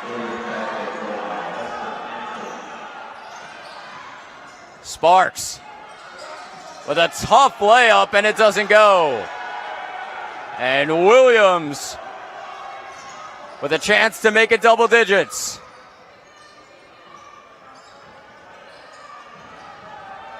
Arnold, great pass down low. Prowett-Smith finishes the layup.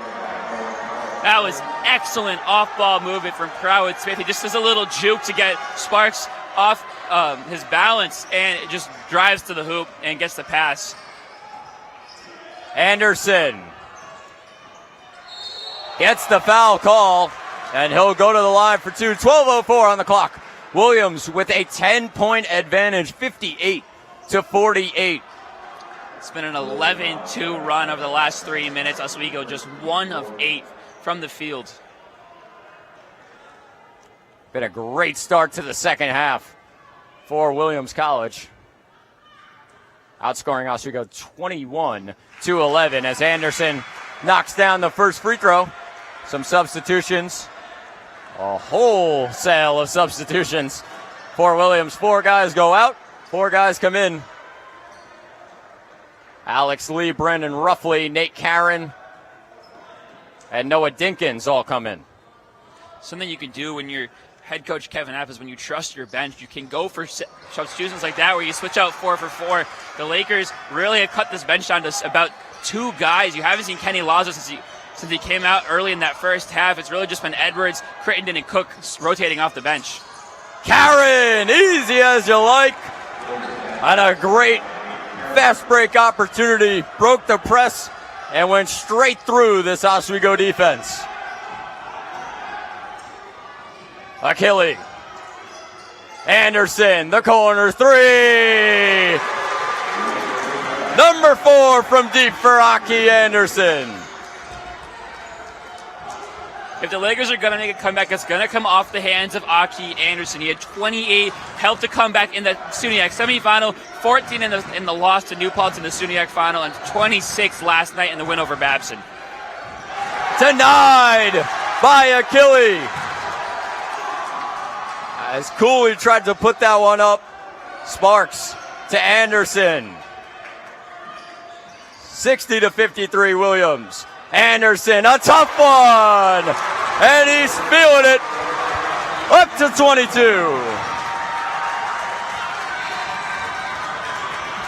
Not only is he 22 points, extremely efficient from the field, 8 of 15. Great pass down low. Alex Lee open for the layup.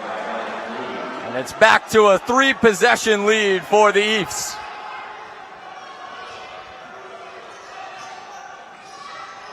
Sparks in the lane. And an offensive foul called as Sparks. That's going to be his 3rd personal.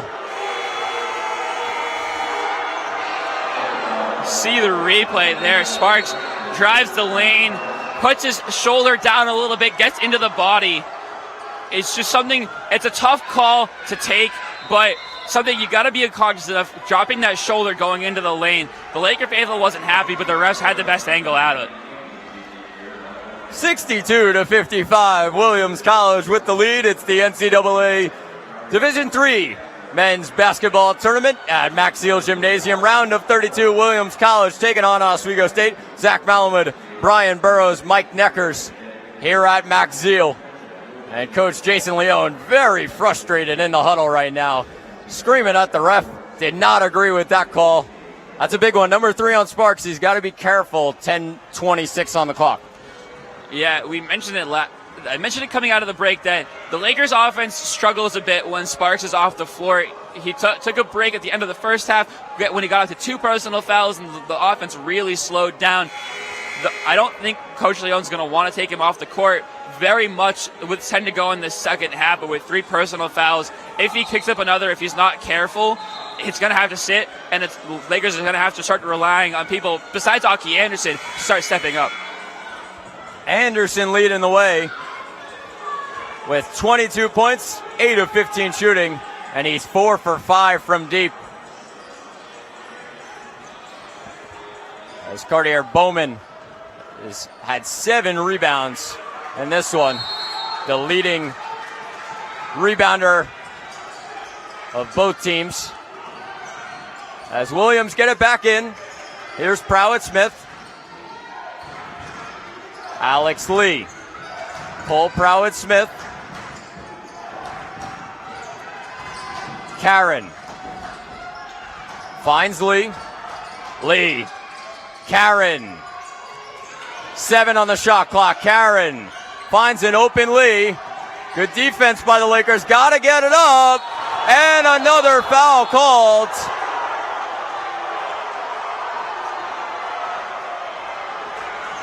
Laker faithful very unhappy with that whistle. boos ringing out from the stands.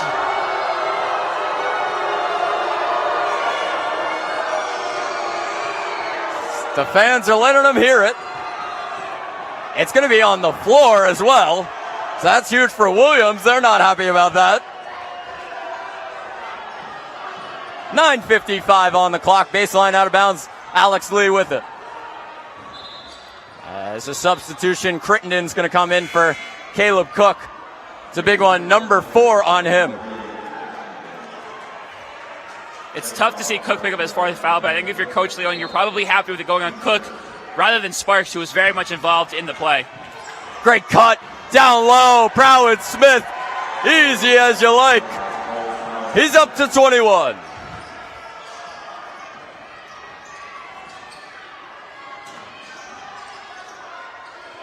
Crittenden. A 9-point Williams lead. Sparks in the lane, and he gets the foul call. He'll go to the line for 2.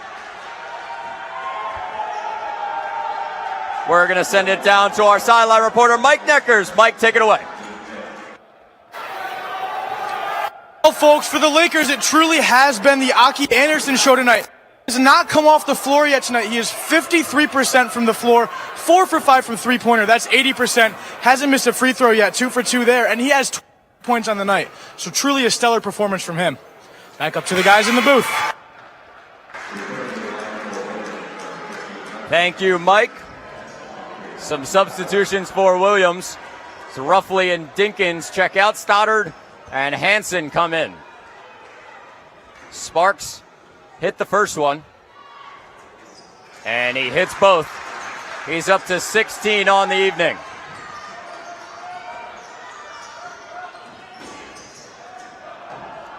Prowett Smith has it tipped by Sparks. Got away with one there. Lee in the lane. It doesn't fall for him.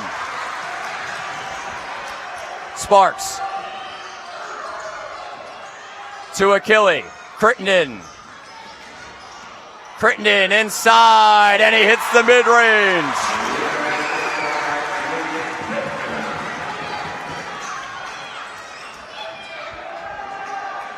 Lead cut to 5 for Williams, 64-59, 8:55 on the clock. Nate Karen still looking to get going in this second half.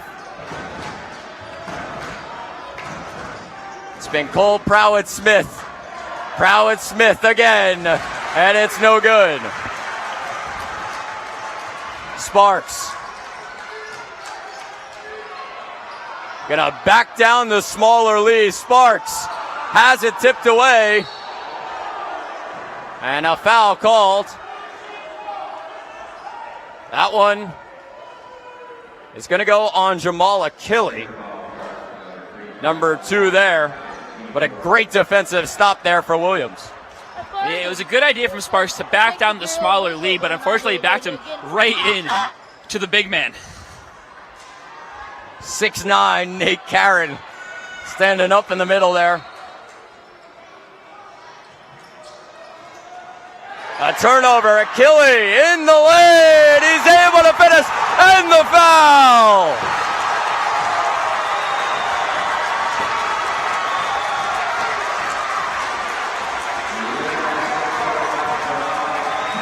An excellent defensive play from Jamal Achille, gets the Laker faithful on his feet, double teams the guy on the inbound, steals it right away, takes the contact, puts it in, and does a good job to go straight up with the shot instead of into the body of Cole Prowett Smith. Jamal Achille into double digits and has one more at the line. Achille converts the end one. The Lakers on a 7-0 run. And the crowd has gotten into it at Max Zeal. 8:10 on the clock. Hansen, Stoddard, Karen with the smaller Crittenden on him. Prowett Smith. 7 on the shot clock. Stoddard. Prowett Smith, the open 3 is no good, but an offensive board for Karen. Prowett Smith cooling off a little bit here, but he does have 11 second half points so far, so they're going to keep the ball in his hands. Karen, one-on-one on the inside, blocked by Achille. He goes up and he's fouled. It's going to be number 3 on Achille. And what a battle we have on our hands at the Max Zeal. It's 64-62, Williams with the lead. 7:39 on the clock. Zach Malamud, Brian Burrows, Mike Neckers inside Max Zeal. And Brian, the Lakers on a 7-0 run. Williams now with a chance at the line. But a huge run for the Lakers to get them back in this one. Yeah, I think they're feeding off the energy of the crowd here. It really started when the boos started raining down from the fans on the call they just didn't like on the charge. And from that moment, the Lakers have really been pushing. I think once you get the crowd into it and you can feed off of it, it's the advantage of being the host of a pod is you're going to get your home crowd in the stands for at least one game, potentially 2 if you make it. It's one of the few things that in Division III you get because you get home hosts. Definitely, Brian. 64-62, Williams with the lead. It's the NCAA Division III Men's Basketball Tournament, round of 32. The hosts, the Oswego State Lakers, 26-2 on the season, 18-0 in conference, taking on Williams College, who come in at 22-6 and 9-1 out of the NESCAC Conference. Nate Karen will be at the line. Karen, an 87% free throw shooter. He's 2 for 4 so far today. Karen short on the first.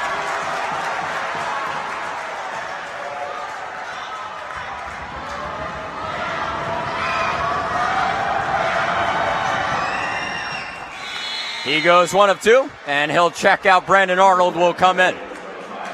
The one knock you can have on Nate Karen today is that he's 3 of 6 from the charity stripe. The only thing he hasn't done well today. Sparks. That free throw ended a 7-0 run for the Lakers. Anderson, Crittenden. Crittenden all the way to the rack and gets the foul call. And he'll go to the line for 2. Big difference that we're seeing in the second half compared to the first is the foul trouble for Williams. They've got 7 now. They only had 5 in the first. The Lakers in that first bonus, not too far from a double bonus. And Lakers generally a decent team at the free throw line, especially their guards. As Crittenden hits the first one. The grad student out of Melville, New York. He hits both free throws, and it's a 1-point game. Lakers on the press. But Williams able to get it over.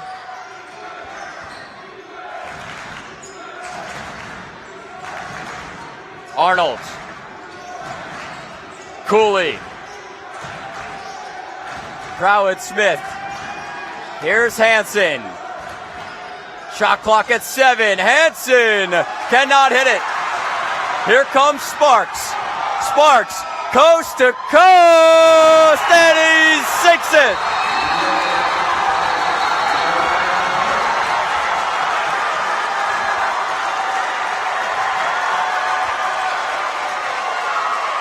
Jeremiah Sparks with the coast to coast behind the back Euro step, but it's set up by the incredible post defense of Jamal Achille. He's showing it here. He may only be listed at 6'4", but he's playing like he's a 7-footer tonight, shutting down Alex Carriage, shutting down every big man that's stepping foot in the post.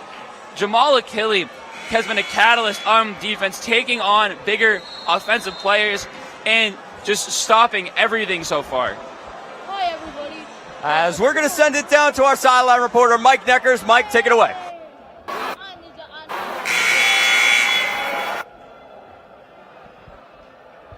Oswego State is winning 66-54. We apologize for some technical difficulties. We'll try and get Mike back.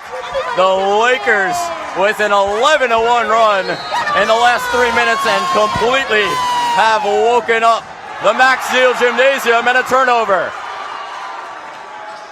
Anderson, Crittenden, he got it!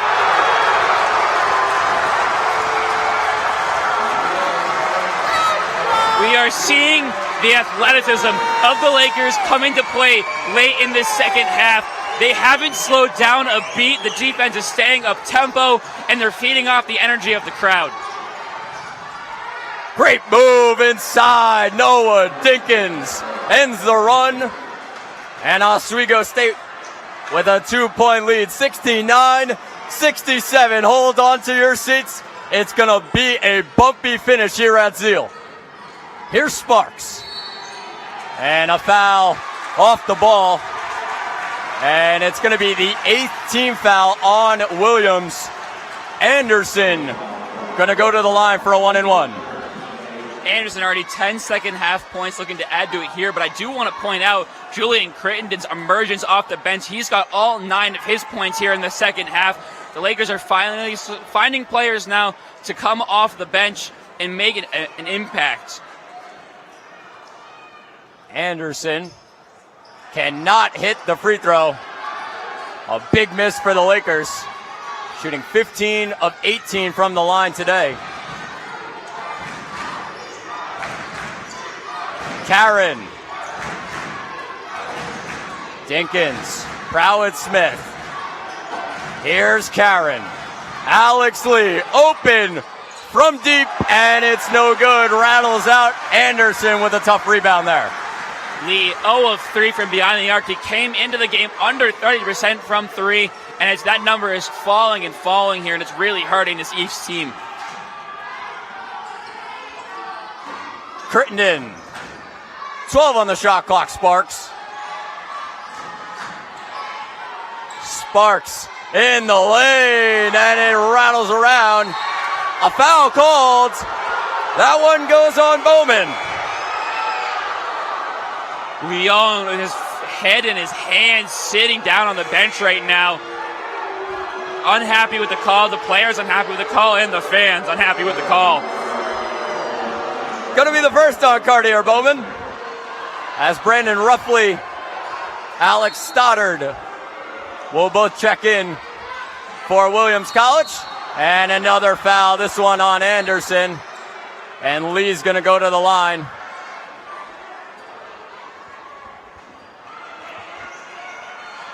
I mentioned before, Williams, number 6 in all of Division III at the free throw line. However, today has not been their day. Only 8 for 15. It's going to be Alex Lee. 1 for 2 from the line today. Lee cannot hit it. Karen gets the board out to Stoddard. A huge offensive board. Lee on the inside. He finishes.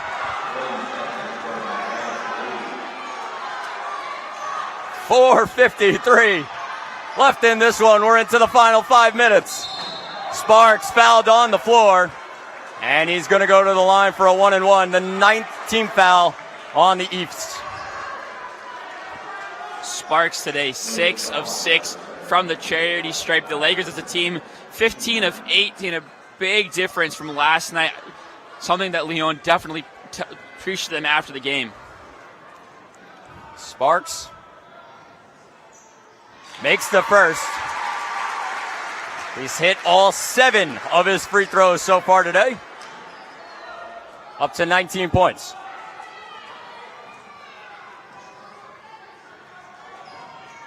And some big free throws for Jeremiah Sparks. 8 for 8 from the line. And the Lakers back to a 2-point lead.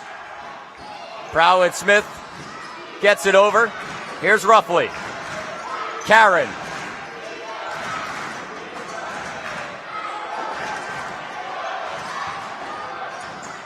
Lee. Down to Karen. The big man on the block. Off the backboard.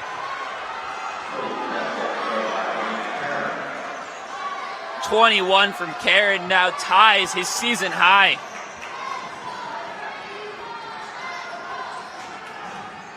Anderson, Crittenden, the corner three is no good. A steal by Anderson. Anderson in on Karen, and he gets the foul call.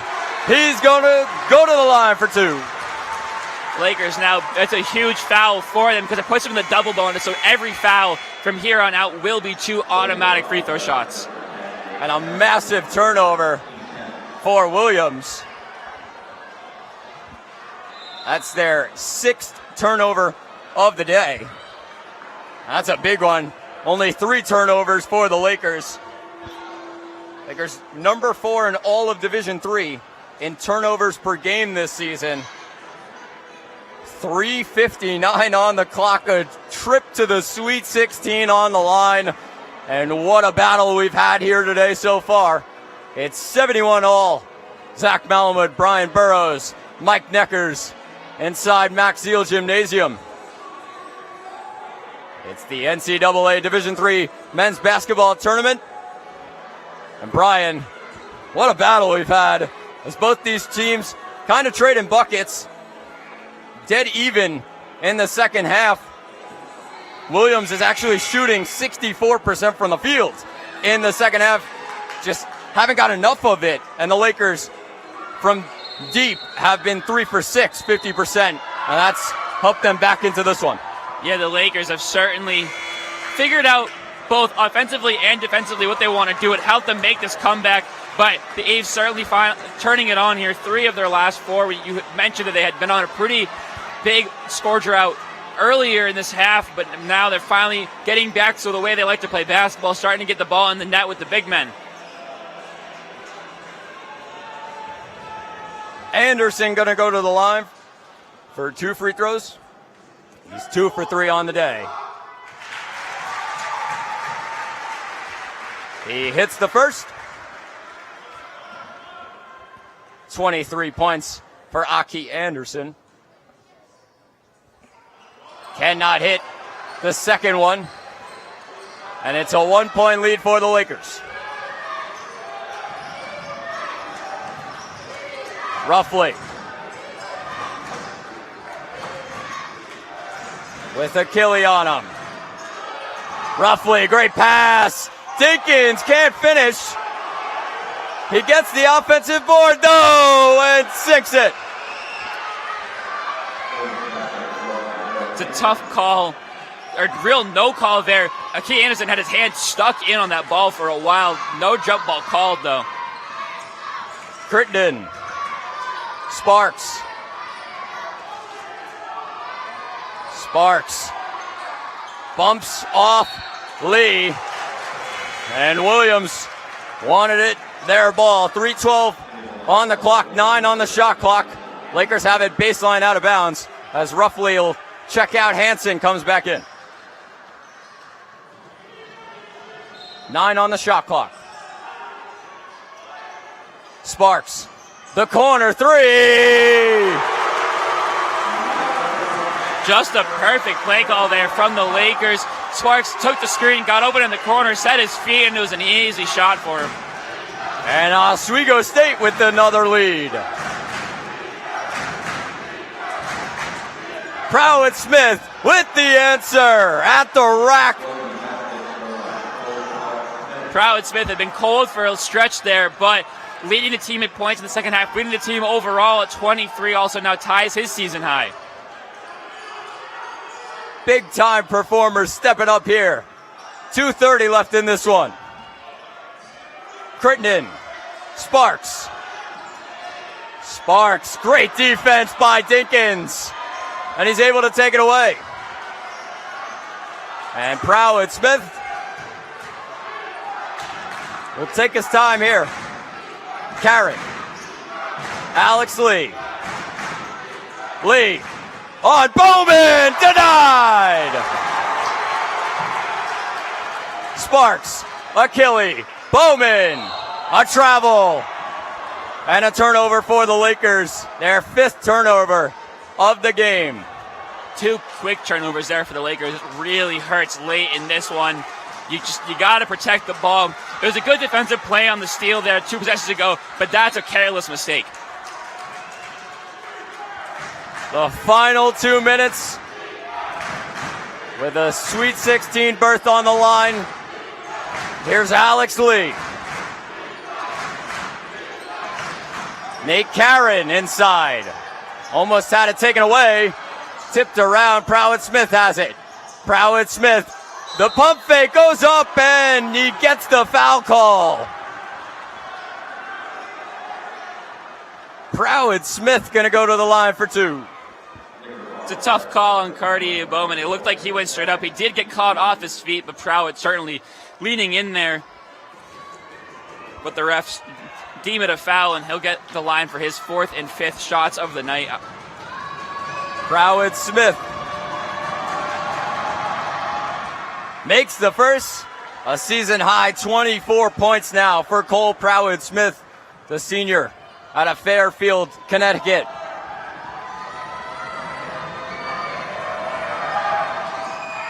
He hits both free throws, big ones for Williams, and they have a 2-point lead. Anderson brings it up. Anderson. Gonna go ISO on Karen. Had it tipped away. Anderson, a tough one! And he sinks it. Aki Anderson knows how to step up in the big moments. It might be him for the Lakers that's going to make the difference with just about a minute to go. Anderson with a team high 25. Karen. Dinkins. 10 on the shot clock. Prowett Smith. Down to Karen. We're under a minute. Prowett Smith. Got to get a shot up. And a shot clock violation. 7th turnover, sorry, Brian, for Williams. And a huge one there. Excellent defensive possession for the Lakers, just what they needed. It was just tight defense all around, double teaming Cairns when he got the ball, and just not allowing anything in the middle of the paint.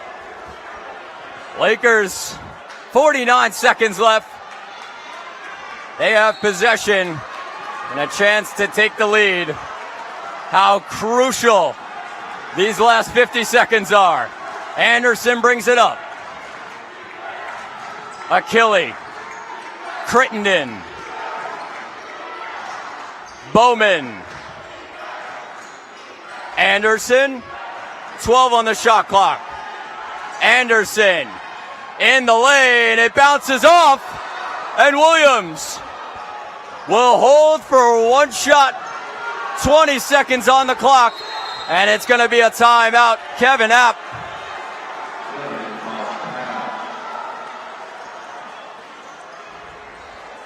That's the crowd a bit deflated after that one. 17 seconds to go. The Division III men's basketball tournament here on the shores of Lake Ontario. This is going to be whoever can just execute their coach's game plan better. Leon, very experienced. Kevin App, both super experienced coaches. They're going to call up great plays. Which team is going to execute it better? We're going to send it down to our sideline reporter, Mike Deckers. Mike, it's yours. Guys, it all comes down to this. 17 seconds left on the clock. Tied 77-77, and Williams has the ball. Will they make this buzzer beater? Will they get a bucket to secure the win, or will the Lakers stop them, force overtime, or maybe even get a bucket of their very own? Only time will tell. Back up to the guys in the booth.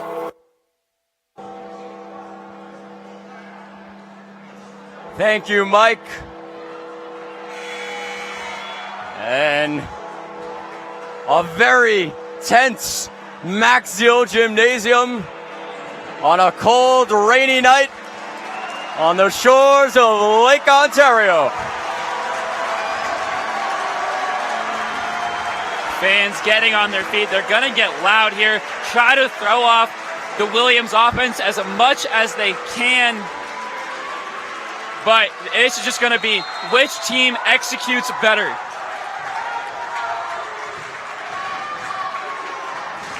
Prowett-Smith, as defense reigns from the crowd. 10 on the clock. Prowett-Smith for a trip to the Sweet 16. Prowett-Smith knocks it down! And a timeout for Oswego. Cole Prowett-Smith just put the Eves on his back. It may not have been the most advised shot, but they got the man who could make it happen.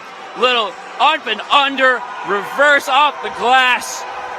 That's a shot that only your top player is going to hit.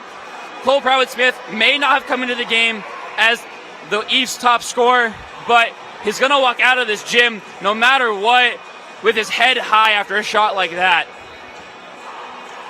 What a shot by Cole Prowett-Smith. The up and under. Give me some of that. For the lead, 0.7 on the clock.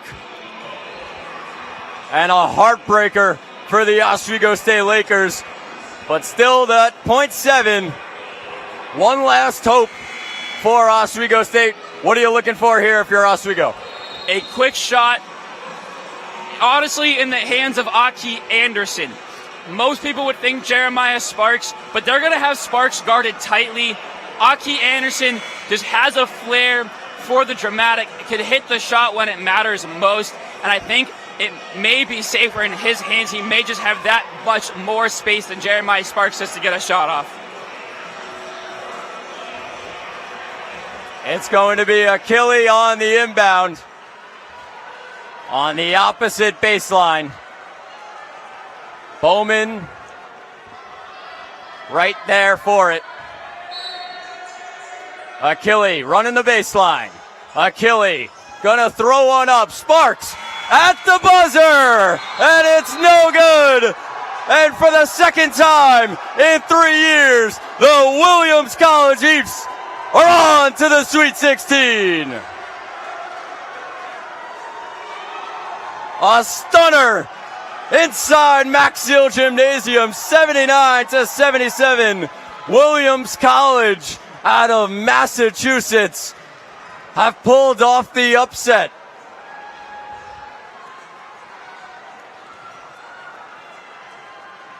Cole Prowett-Smith is going to go down in Williams College history. An excellent performance from him, 27 points. He finishes 11 of 16 from the field. But it is that shot that is going to play on Williams College highlight reels for the next 10 years. What a big bucket. Cole Prowett-Smith able to get that one to go. 0.7 on the clock. It was in his hands. 27 points, his season high. And what a game it was for him. Came into this game in his 6 previous in the NCAA tournament, 13.2 points per game. I mean, it does not get bigger than this moment. And the Eves showing love to the camera as they're on to the Sweet 16.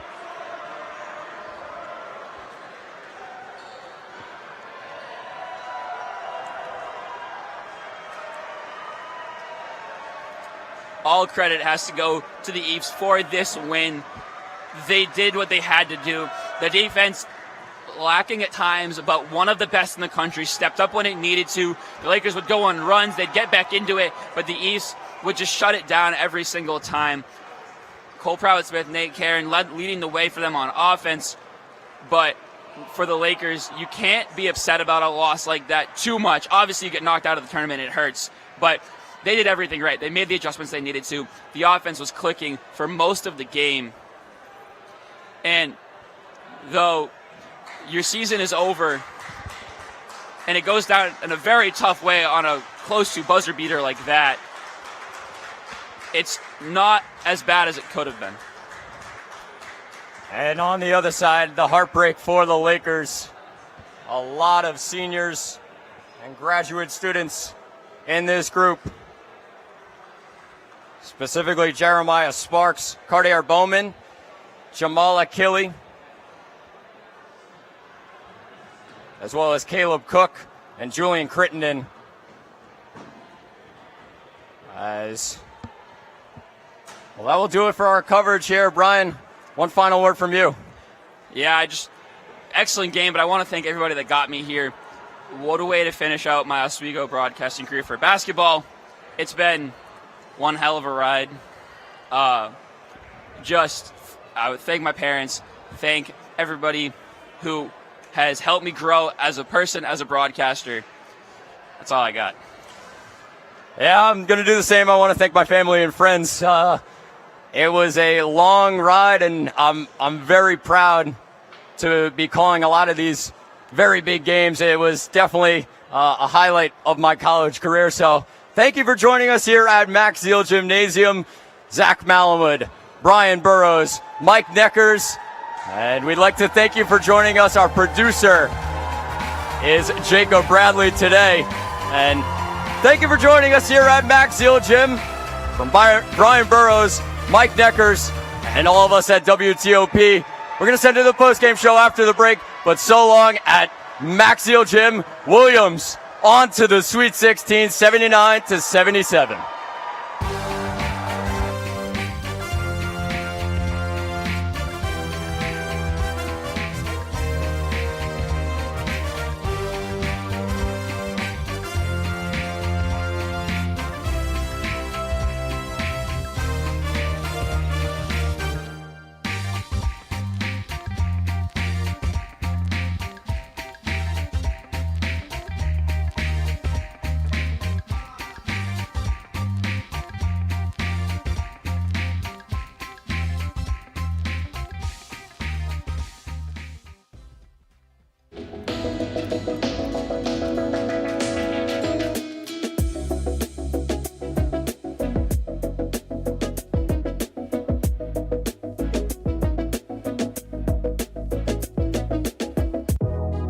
Welcome back to Major Discussions.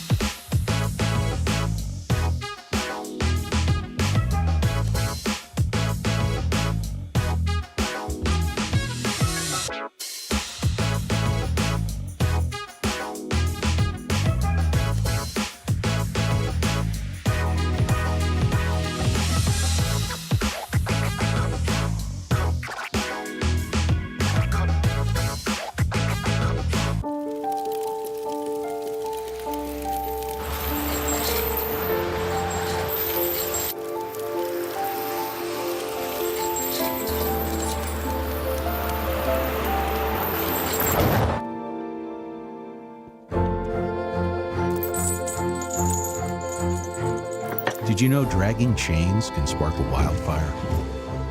Only you can prevent wildfires. When I was in foster care, I never knew when I would have to move, so I always had my suitcase ready to go. Then one day, I was adopted. My new parents opened their hearts and home to me. My parents cook my favorite breakfast for me every morning. My parents take me on trips I never thought I would go on.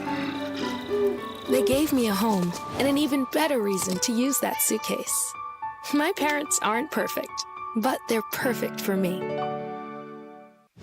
Hey there, I'm Al Roker, class of 76. Yes, way back in 76. Back when the earth was cooling. You're watching WTOP.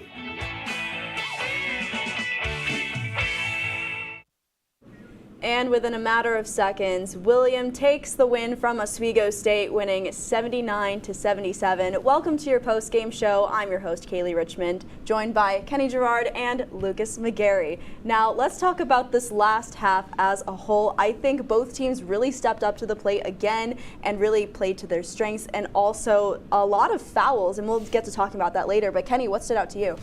Well, I would say the field goal percentage is obvious. If you're shooting over 50%, you're probably going to win the game. That's what worked out for Williams here, 55.2% from the field. So Oswego's only 45. Beyond the arc, though, Oswego wins that competition, but Williams didn't really matter. They were playing great down the paint, using that size advantage, well, to their advantage, Luke.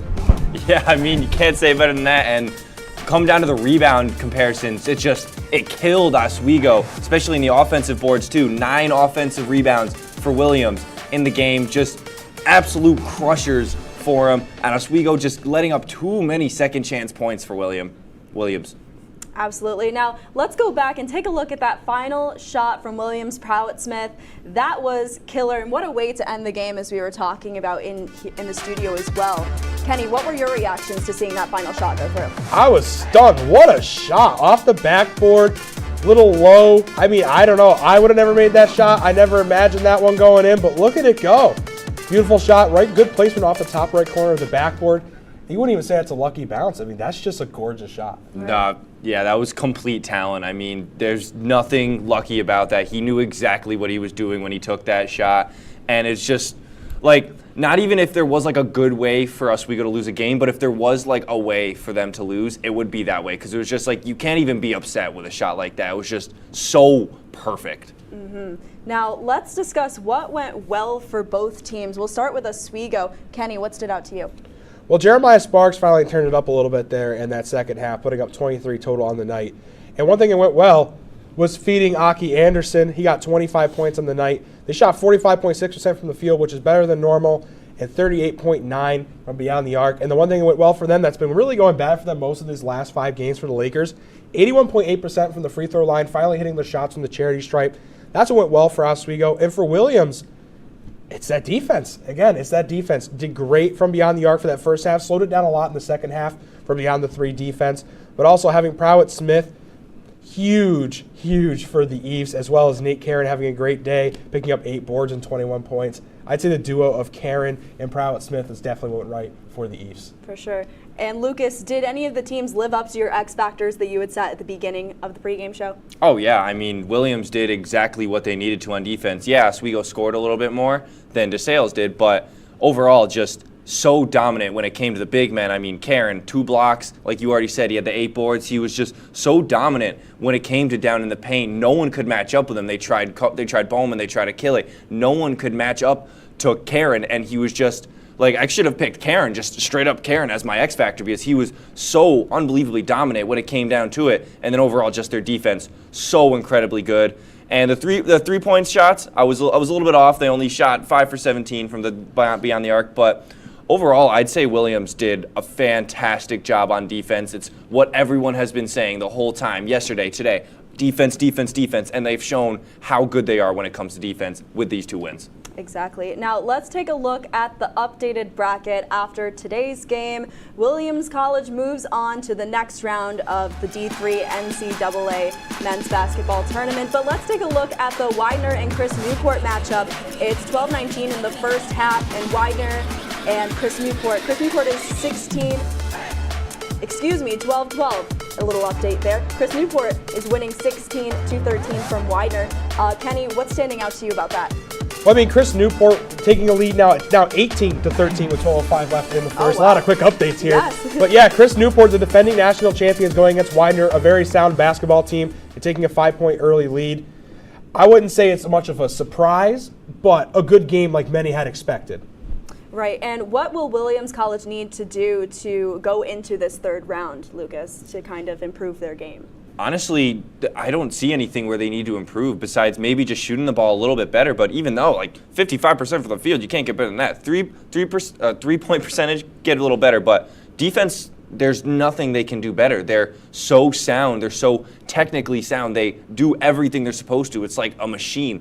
They just have a perfect system, and it shut down the Lakers completely when it mattered the most. Oswego, yes, they did score a lot. I mean, it's a very close game. But when it came down to it, the defense did exactly what it needed to do, and that was shut down players that were needed to be shut down. For sure. Well, that's going to do it for our post-game show here in SUNY Oswego. We want to thank the NCAA for the coverage and all of their support within this broadcast. And signing off, I'm Kaylee Richmond, Kenny Gerard, and Lucas McGarry. Have a great night.